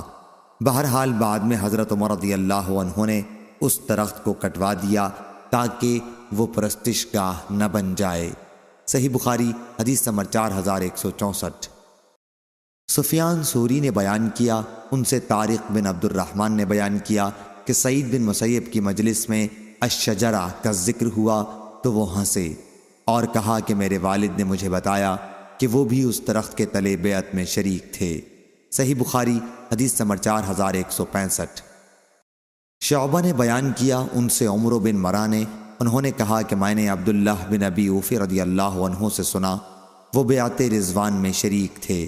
انہوں نے بیان کیا کہ نبی کریم صلی اللہ علیہ وسلم کی خدمت میں جب کوئی صدقہ لے کر حاضر ہوتا تو آپ دعا کرتے کہ اے اللہ اس پر اپنی رحمت نازل فرما۔ چنانچہ میرے والد بھی اپنا صدقہ لے کر حاضر ہوئے تو حضور صلی اللہ علیہ وسلم نے دعا کی کہ اے اللہ آل ابی اوفی رضی اللہ عنہ پر اپنی رحمت نازل فرما۔ صحیح بخاری حدیث نمبر 4166۔ عباد بن تمیم نے بیان کیا کہ حرہ کی لڑائی میں لوگ عبداللہ بن حنظلہ رضی اللہ عنہ کے ہاتھ پر یزید کے خلاف بیعت کر رہے تھے۔ عبداللہ بن زید نے پوچھا کہ ابن حنظلہ سے کس بات پر بیعت کی جا رہی ہے، تو لوگوں نے بتایا کہ موت پر۔ ابن زید نے کہا کہ رسول کریم صلی اللہ علیہ وسلم کے بعد اب میں کسی سے بھی موت پر بیعت نہیں کروں گا۔ وہ حضور اکرم صلی اللہ علیہ وسلم کے ساتھ غزوہ حدیبیہ میں شریک تھے، جہاں حضرت صلی اللہ علیہ وسلم نے صحابہ رضی اللہ عنہم سے موت پر بیعت دی تھی۔ صحیح بخاری حدیث نمبر 4167۔ ایاس بن سلمہ بن عقو نے بیان کیا، کہا کہ مجھ سے میرے والد نے بیان کیا، وہ اصحاب شجرہ میں سے تھے۔ انہوں نے بیان کیا کہ ہم رسول اللہ صلی اللہ علیہ وسلم کے ساتھ جمعے کی نماز پڑھ کر واپس ہوئے تو دیواروں کا سایہ ابھی اتنا نہیں ہوا تھا کہ ہم اس میں آرام کر سکیں۔ صحیح بخاری حدیث نمبر 4168۔ حاتم بن اسماعیل نے بیان کیا، ان سے یزید بن ابی عبید نے بیان کیا کہ میں نے سلمہ بن عقو رضی اللہ عنہ سے پوچھا کہ صلح حدیبیہ کے موقع پر آپ لوگوں نے رسول اللہ صلی اللہ علیہ وسلم سے کس چیز پر بیعت کی تھی؟ انہوں نے بتلایا کہ موت پر۔ صحیح بخاری حدیث نمبر 4169۔ محمد بن فضیل نے بیان کیا، ان سے علا بن مسیب نے، ان سے ان کے والد نے بیان کیا کہ میں برا بن عازب رضی اللہ عنہ کی خدمت میں حاضر ہوا اور عرض کیا مبارک ہو، آپ کو نبی کریم صلی اللہ علیہ وسلم کی خدمت نصیب ہوئی، اور حضور صلی اللہ علیہ وسلم سے آپ نے شجرہ درخت کے نیچے بیعت کی۔ انہوں نے کہا بیٹے تمہیں معلوم نہیں کہ ہم نے حضور صلی اللہ علیہ وسلم کے بعد کیا کیا کام کیے ہیں۔ صحیح بخاری حدیث نمبر 4170۔ یحییٰ بن صالح نے بیان کیا، کہا ہم سے معاویہ نے بیان کیا، وہ سلام کے بیٹے ہیں، ان سے یحییٰ نے، ان سے ابو قلابہ نے، اور انہیں ثابت بن ضحاک رضی اللہ عنہ نے خبر دی کہ انہوں نے نبی کریم صلی اللہ علیہ وسلم سے درخت کے نیچے بیعت کی تھی۔ صحیح بخاری حدیث نمبر 4171۔ شعبہ نے خبر دی، انہیں قتادہ نے اور انہیں انس بن مالک رضی اللہ عنہ نے کہ آیت بے شک ہم نے تمہیں کھلی ہوئی فتح دی، یہ فتح صلح حدیبیہ تھی۔ صحابہ رضی اللہ عنہم نے عرض کیا حضور صلی اللہ علیہ وسلم کے لیے تو مرحلہ آسان ہے کہ آپ کی تمام اگلی اور پچھلی لغزشیں معاف ہو چکی ہیں، لیکن ہمارا کیا ہوگا؟ اس پر اللہ تعالیٰ نے یہ آیت نازل فرمائی، اس لیے کہ مومن مرد اور مومن عورتیں جنت میں داخل کی جائیں گی جس کے نیچے نہریں جاری ہوں گی۔ شعبہ نے بیان کیا کہ پھر میں کوفہ آیا اور قتادہ سے پورا واقعہ بیان کیا، پھر میں دوبارہ قتادہ کی خدمت میں حاضر ہوا اور ان کے سامنے اس کا ذکر کیا تو انہوں نے کہا کہ بے شک ہم نے تمہیں کھلی فتح دی ہے، کہ تفسیر تو انس رضی اللہ عنہ سے روایت ہے، لیکن اس کے بعد ہنیئا مرئیہ یعنی حضور صلی اللہ علیہ وسلم کے لیے تو ہر مرحلہ آسان ہے، یہ تفسیر اکرمہ سے منقول ہے۔ صحیح بخاری حدیث نمبر 4172۔ زاہد بن اسود رضی اللہ عنہ نے بیان کیا، وہ بیعت رضوان میں شریک تھے۔ انہوں نے بیان کیا کہ ہانڈی میں گدھے کا گوشت ابال رہا تھا کہ ایک منادی نے رسول اللہ صلی اللہ علیہ وسلم کی طرف سے اعلان کیا، کیا حضرت صلی اللہ علیہ وسلم تمہیں گدھے کے گوشت کے کھانے سے منع فرماتے ہیں؟ صحیح بخاری حدیث نمبر 4173۔ اور مجزات کے اپنے ہی قبیلے کے ایک صحابی کے متعلق جو بیعت رضوان میں شریک تھے اور جن کا نام ابان بن اوس رضی اللہ عنہ تھا، نقل کیا کہ ان کے ایک گھٹنے میں تکلیف تھی، اس لیے جب وہ سجدہ کرتے تو اس گھٹنے کے نیچے کوئی نرم تکیہ رکھ لیتے تھے۔ صحیح بخاری حدیث نمبر 4174۔ سوید بن نعمان رضی اللہ عنہ نے بیان کیا، وہ بیعت رضوان میں شریک تھے کہ گویا اب بھی وہ منظر میری آنکھوں کے سامنے ہے جب رسول اللہ صلی اللہ علیہ وسلم اور آپ کے صحابہ رضی اللہ عنہم کے سامنے ستو لایا گیا جسے ان حضرات نے پیا۔ اس روایت کی مطابقت معاذ نے شعبہ سے کی ہے۔ صحیح بخاری حدیث نمبر 4175۔ ابو جمرہ نے بیان کیا کہ انہوں نے عائد بن عمرو رضی اللہ عنہ سے پوچھا، وہ نبی کریم صلی اللہ علیہ وسلم کے صحابی تھے اور بیعت رضوان میں شریک تھے، کہ کیا وتر کی نماز ایک رکعت اور پڑھ کر توڑی جا سکتی ہے؟ انہوں نے کہا کہ اگر شروع رات میں تو نے وتر پڑھ لیا ہو تو آخر رات میں نہ پڑھو۔ صحیح بخاری حدیث نمبر 4176۔ امام مالک نے خبر دی، انہیں زید بن اسلم نے اور انہیں ان کے والد اسلم نے، کہ رسول اللہ صلی اللہ علیہ وسلم کسی سفر یعنی سفر حدیبیہ میں تھے، رات کا وقت تھا اور عمر بن خطاب رضی اللہ عنہ آپ کے ساتھ تھے۔ حضرت عمر رضی اللہ عنہ نے آپ سے کچھ پوچھا، لیکن اس وقت آپ وحی میں مشغول تھے۔ حضرت عمر رضی اللہ عنہ کو خبر نہ تھی، آپ نے کوئی جواب نہیں دیا۔ انہوں نے پھر پوچھا، آپ نے پھر کوئی جواب نہیں دیا۔ انہوں نے پھر پوچھا، آپ نے اس مرتبہ بھی کوئی جواب نہیں دیا۔ اس پر عمر رضی اللہ عنہ نے اپنے دل میں کہا، عمر تیری ماں تجھ پر روئے، رسول اللہ صلی اللہ علیہ وسلم سے تم نے 3 مرتبہ سوال کیا، حضور صلی اللہ علیہ وسلم نے تمہیں 1 مرتبہ بھی جواب نہیں دیا۔ عمر رضی اللہ عنہ نے بیان کیا کہ پھر میں نے اپنے اونٹ کو ایڑ لگائی اور مسلمانوں سے آگے نکل گیا۔ مجھے ڈر تھا کہ کہیں میرے بارے میں کوئی وحی نہ نازل ہو جائے۔ ابھی تھوڑی دیر ہوئی تھی کہ میں نے سنا ایک شخص مجھے آواز دے رہا تھا۔ انہوں نے بیان کیا کہ میں نے سوچا کہ میں تو پہلے ہی ڈر رہا تھا کہ میرے بارے میں کوئی وحی نازل نہ ہو جائے۔ پھر میں حضور صلی اللہ علیہ وسلم کی خدمت میں حاضر ہوا اور آپ کو سلام کیا۔ آپ نے فرمایا کہ رات مجھ پر ایک سورت نازل ہوئی ہے اور وہ مجھے اس تمام کائنات سے زیادہ عزیز ہے جس پر سورج طلوع ہوتا ہے۔ پھر آپ نے سورہ انا فتحنا لک فتحا مبینا، بے شک ہم نے آپ کو کھلی ہوئی فتح دی ہے کی تلاوت فرمائی۔ صحیح بخاری حدیث نمبر 4177۔ عبداللہ بن محمد مسندی نے بیان کیا، کہا ہم سے سفیان بن عینہ نے بیان کیا، کہا کہ جب ظاہری نے یہ حدیث بیان کی جو آگے مذکور ہوئی ہے تو اس میں سے کچھ میں نے یاد رکھی اور معمر نے اس کو اچھی طرح یاد دلایا۔ ان سے عروہ بن زبیر نے، ان سے مسعور بن مخرمہ رضی اللہ عنہ اور مروان بن حکم نے بیان کیا، ان میں سے ہر ایک دوسرے سے کچھ بڑھاتا ہے۔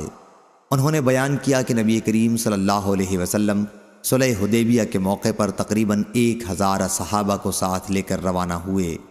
پھر آپ جب ذوالحلیفہ پہنچے تو آپ نے قربانی کے جانور کو قلاوہ پہنایا اور اس پر نشان لگایا اور وہیں سے عمرے کا احرام باندھا۔ پھر آپ نے قبیلہ خزاعہ کے ایک صحابی کو جاسوسی کے لیے بھیجا اور خود بھی سفر جاری رکھا۔ جب آپ غدیر الاشطاط پر پہنچے تو آپ کے جاسوس بھی خبریں لے کر آ گئے، جنہوں نے بتایا کہ قریش نے آپ کے مقابلے کے لیے بہت بڑا لشکر تیار کر رکھا ہے اور بہت سے قبائل کو بلایا ہے۔ وہ آپ سے جنگ کرنے پر تلے ہوئے ہیں اور آپ کو بیت اللہ سے روکیں گے۔ اس پر حضرت صلی اللہ علیہ وسلم نے صحابہ سے فرمایا، مجھے مشورہ دو، کیا تمہارے خیال میں یہ مناسب ہوگا کہ میں ان کفار کی عورتوں اور بچوں پر حملہ کر دوں جو ہمارے بیت اللہ تک پہنچنے میں رکاوٹ بننا چاہتے ہیں۔ اگر انہوں نے ہمارا مقابلہ کیا تو اللہ عز و جل نے مشرکین سے ہمارے جاسوس کو محفوظ رکھا ہے، اور اگر وہ ہمارے مقابلے پر نہیں آتے تو ہم انہیں ایک ہاری ہوئی قوم جان کر چھوڑ دیں گے۔ حضرت ابو بکر رضی اللہ عنہ نے کہا، یا رسول اللہ، آپ تو صرف بیت اللہ کے عمرے کے لیے نکلے ہیں، نہ آپ کا ارادہ کسی کو قتل کرنے کا ہے اور نہ کسی سے لڑائی کا، اس لیے آپ بیت اللہ تشریف لے چلیں۔ اگر ہمیں پھر بھی کوئی بیت اللہ تک جانے سے روکے گا تو ہم اس سے جنگ کریں گے۔ آپ نے فرمایا کہ پھر اللہ کا نام لے کر سفر جاری رکھو۔ صحیح بخاری حدیث نمبر 4178، 4179۔ ابن شہاب نے بیان کیا، ان سے ان کے چچا محمد بن مسلم بن شہاب نے کہا کہ مجھ کو عروہ بن زبیر نے خبر دی، اور انہوں نے مروان بن حکم اور مسعور بن مخرمہ رضی اللہ عنہ سے سنا۔ دونوں راویوں نے رسول اللہ صلی اللہ علیہ وسلم سے عمرہ حدیبیہ کے بارے میں بیان کیا، تو عروہ نے مجھے اس میں جو کچھ خبر دی تھی اس میں یہ بھی تھا کہ جب حضور اکرم صلی اللہ علیہ وسلم اور قریش کا نمائندہ سہیل بن عمرو حدیبیہ میں ایک مقررہ مدت تک کے لیے صلح کی دستاویز لکھ رہے تھے، اور اس میں سہیل نے یہ شرط بھی رکھی تھی کہ ہمارا اگر کوئی آدمی آپ کے یہاں پناہ لے، خواہ وہ آپ کے دین پر ہی کیوں نہ ہو جائے، تو آپ کو اسے ہمارے حوالے کرنا ہی ہوگا تاکہ ہم اس کے ساتھ جو چاہیں کریں۔ سہیل اس شرط پر اڑ گیا اور کہنے لگا کہ حضور اکرم صلی اللہ علیہ وسلم اس شرط کو قبول کر لیں، اور مسلمان اس شرط پر کسی طرح راضی نہ تھے۔ مجبوراً انہوں نے اس پر گفتگو کی، کہا یہ کیوں کر ہو سکتا ہے کہ مسلمان کو کافر کے سپرد کر دیں؟ سہیل نے کہا کہ یہ نہیں ہو سکتا تو صلح بھی نہیں ہو سکتی۔ حضرت صلی اللہ علیہ وسلم نے یہ شرط بھی تسلیم کر لی، اور ابو جندل بن سہیل رضی اللہ عنہ کو ان کے والد سہیل بن عمرو کے سپرد کر دیا، جو اسی وقت مکے سے فرار ہو کر بیڑی کو گھسیٹتے ہوئے مسلمانوں کے پاس پہنچے تھے۔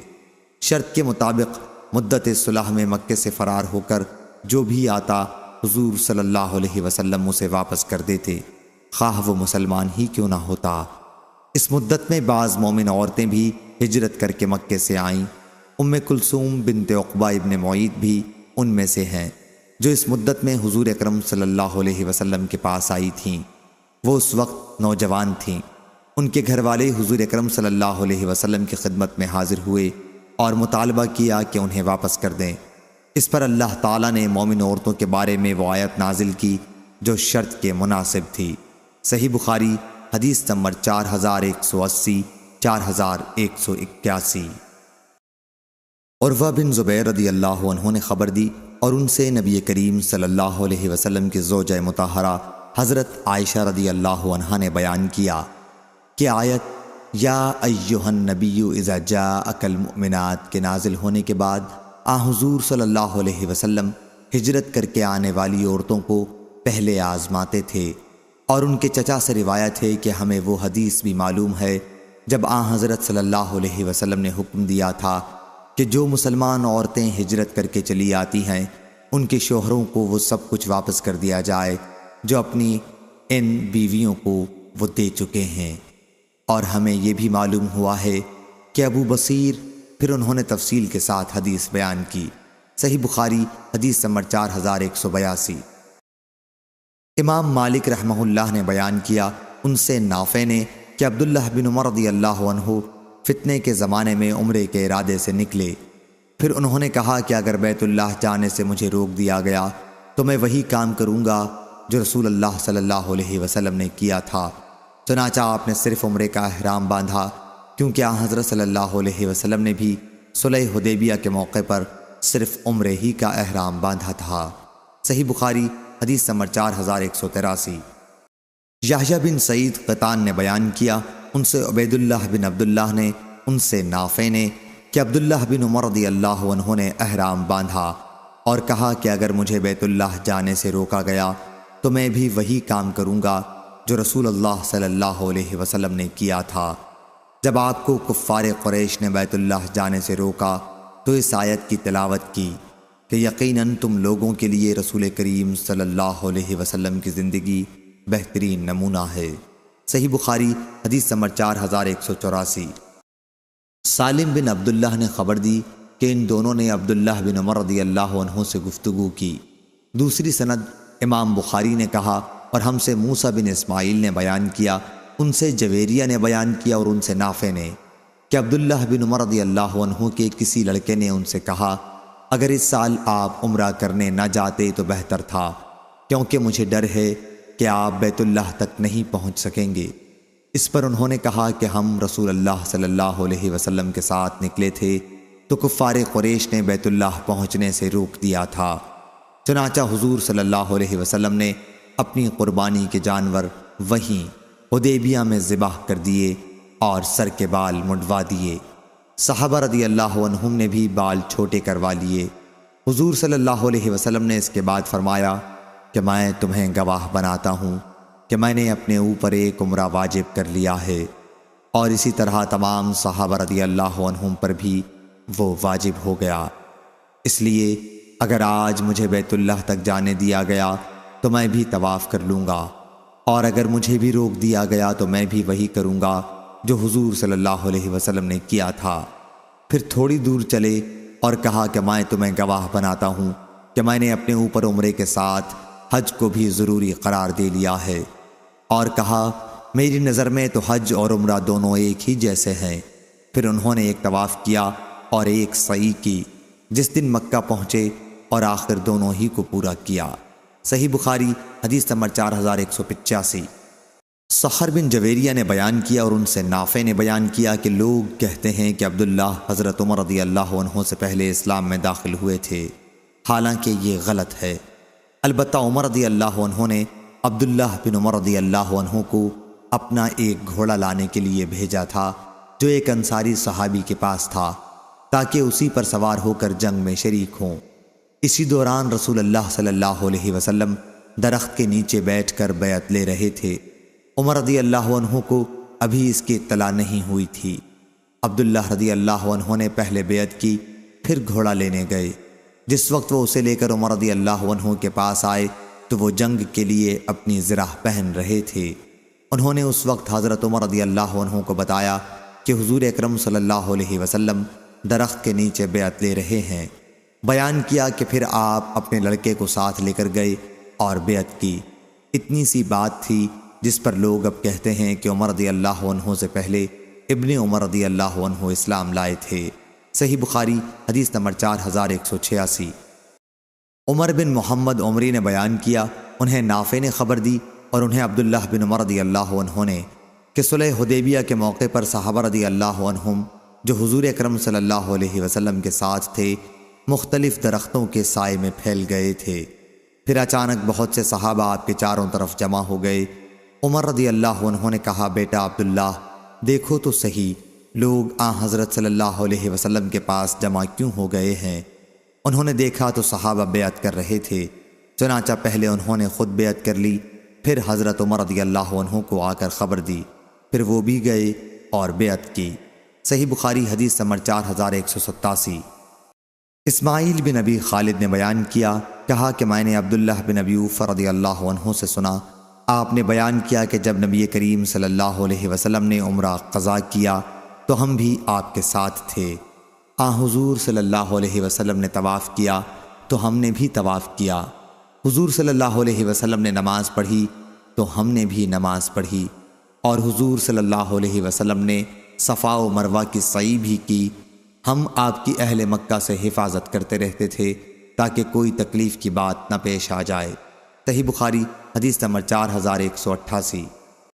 مالک بن مغول نے بیان کیا، کہا کہ میں نے ابو حسین سے سنا، ان سے ابو وائل نے بیان کیا کہ سہل بن حنیف رضی اللہ عنہ جب جنگ صفین جو حضرت علی رضی اللہ عنہ اور حضرت معاویہ رضی اللہ عنہ میں ہوئی تھی تے واپس آئے تو ہم ان کی خدمت میں حالات معلوم کرنے کے لیے حاضر ہوئے۔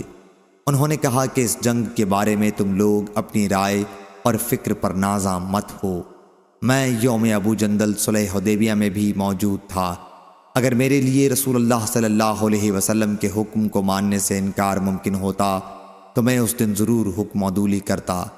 اللہ اور اس کا رسول خوب جانتے ہیں کہ جب ہم نے کسی مشکل کام کے لیے اپنی تلواروں کو اپنے کاندھوں پر رکھا تو صورتحال آسان ہو گئی اور ہم نے مشکل حل کر لی، لیکن اس جنگ کا کچھ عجیب حال ہے۔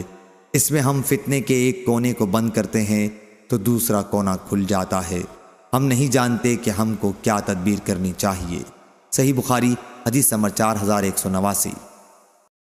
کعب بن عجرہ رضی اللہ عنہ نے بیان کیا کہ وہ عمرہ حدیبیہ کے موقع پر حضور اکرم صلی اللہ علیہ وسلم کی خدمت میں حاضر ہوئے تو جوئیں ان کے چہرے پر گر رہی تھیں۔ حضور صلی اللہ علیہ وسلم نے دریافت فرمایا کہ یہ جوئیں جو تمہارے سر سے گر رہی ہیں تکلیف دے رہی ہیں؟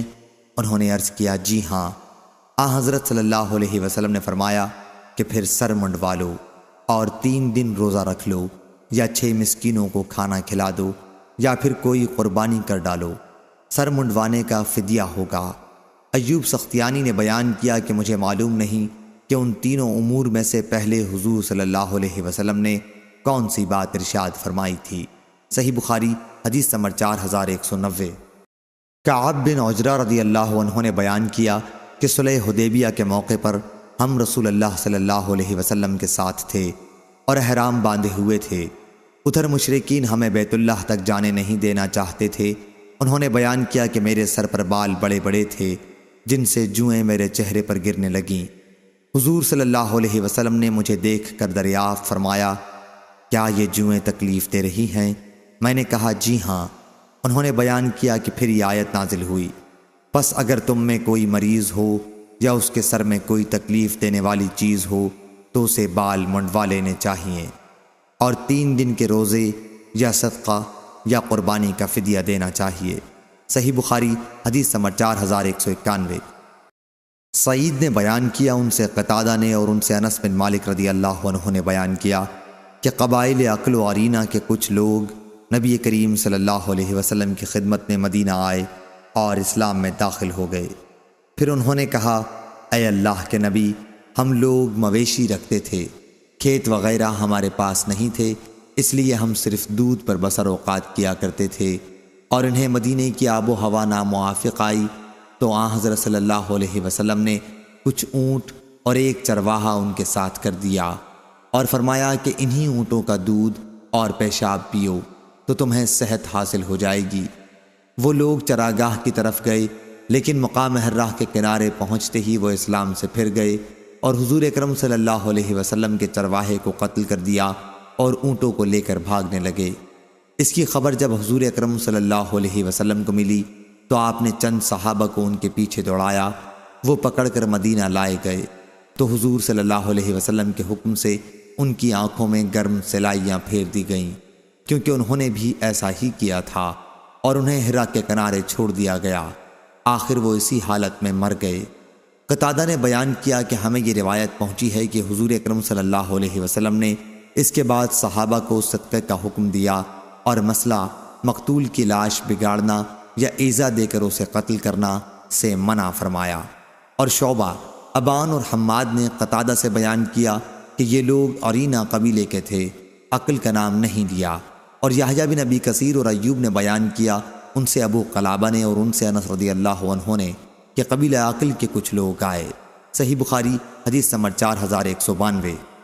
حماد بن زید نے بیان کیا، کہا ہم سے ایوب، اور حجاج صواف نے بیان کیا، کہا ہم سے ابو قلابہ کے مولا ابو رجا نے بیان کیا، وہ ابو قلابہ کے ساتھ شام میں تھے کہ خلیفہ عمر بن عبدالعزیز نے ایک دن لوگوں سے مشورہ کیا کہ اس قسامہ کے بارے میں تمہاری کیا رائے ہے؟ لوگوں نے کہا کہ یہ حق ہے، اس کا فیصلہ رسول اللہ صلی اللہ علیہ وسلم اور پھر خلفائے راشدین آپ سے پہلے کرتے رہے ہیں۔ ابو رجا نے بیان کیا کہ اس وقت ابو قلابہ عمر بن عبدالعزیز رحمہ اللہ کے تخت کے پیچھے تھے۔ اتنے میں عنبسہ بن سعید نے کہا کہ پھر قبیلہ عرینہ کے لوگوں کے بارے میں حضرت انس رضی اللہ عنہ کی حدیث کہاں گئی؟ اس پر ابو قلابہ نے کہا کہ انس رضی اللہ عنہ نے خود مجھ سے یہ بیان کیا۔ عبدالعزیز بن صہیب نے اپنی روایت میں انس رضی اللہ عنہ کے حوالے سے صرف عرینہ کا نام لیا، اور ابو قلابہ نے اپنی روایت میں انس رضی اللہ عنہ کے حوالے سے صرف عقل کا نام لیا ہے، پھر یہی قصہ بیان کیا۔ صحیح بخاری حدیث نمبر 4193۔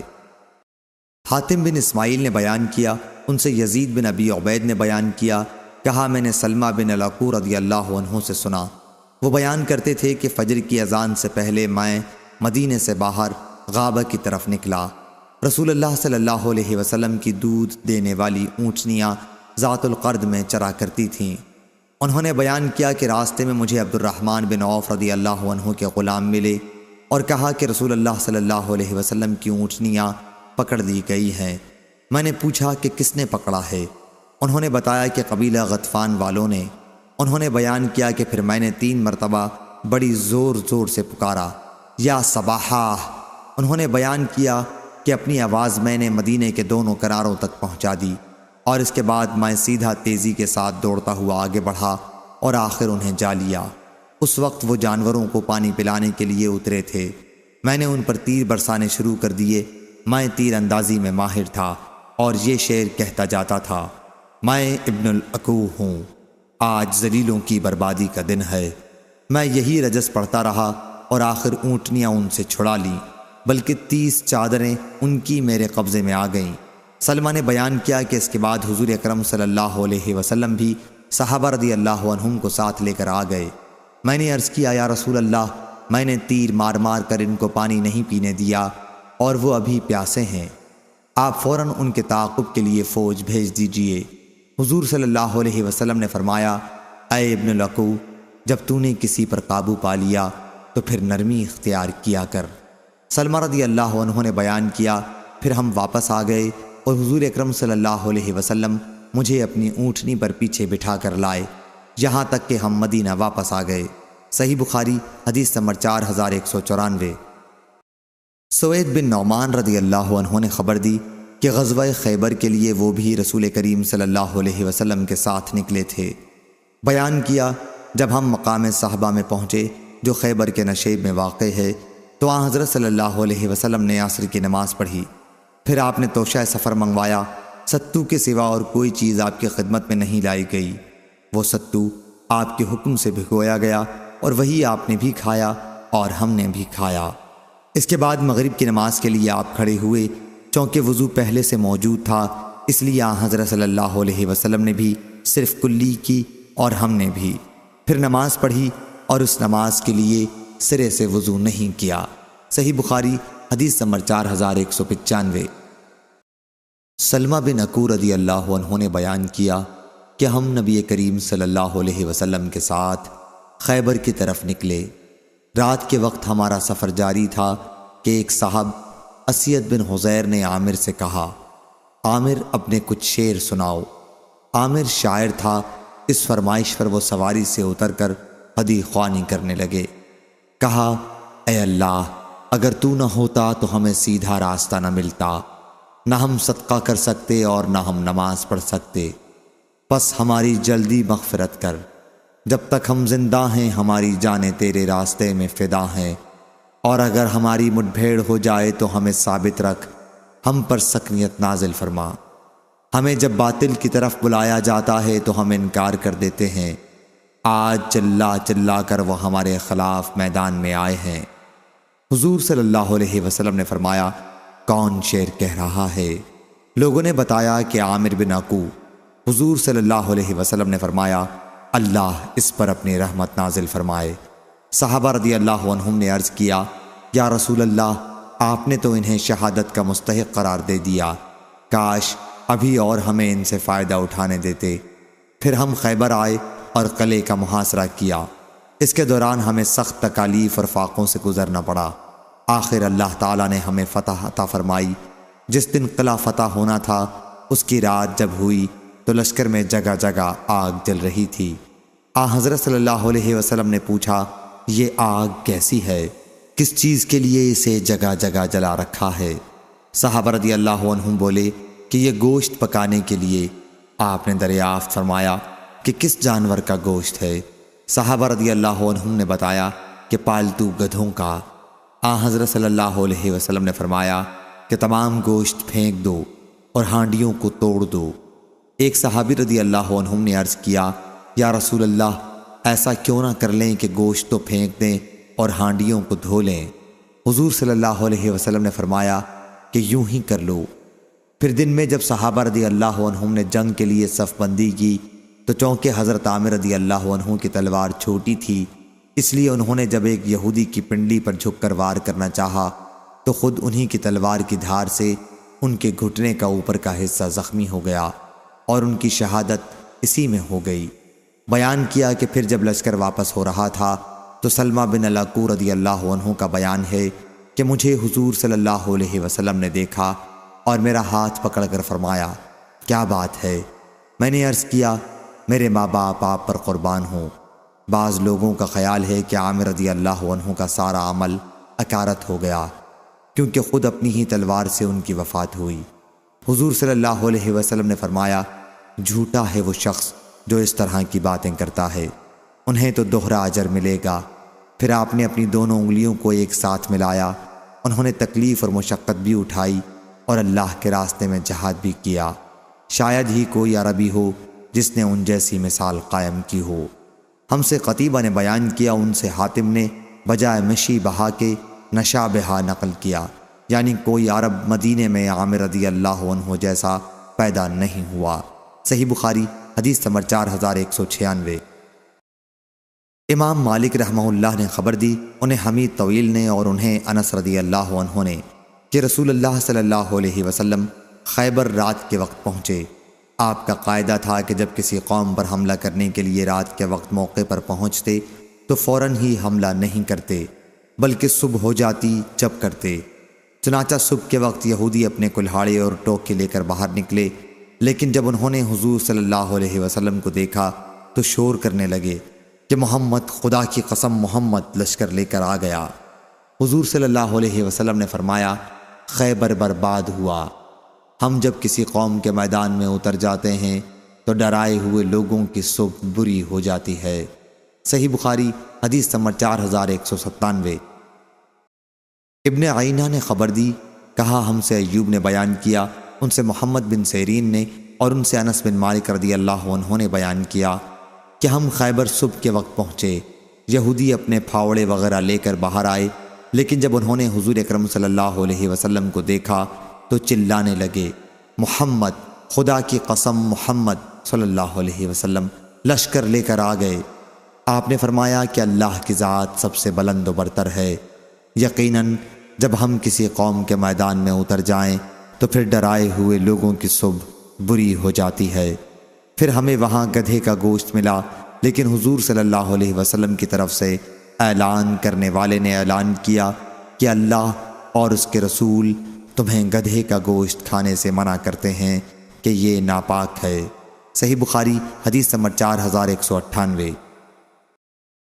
ایوب نے بیان کیا، ان سے محمد نے اور ان سے انس بن مالک رضی اللہ عنہ نے، کہ رسول اللہ صلی اللہ علیہ وسلم کی خدمت میں ایک آنے والے نے حاضر ہو کر عرض کیا کہ گدھے کا گوشت کھایا جا رہا ہے۔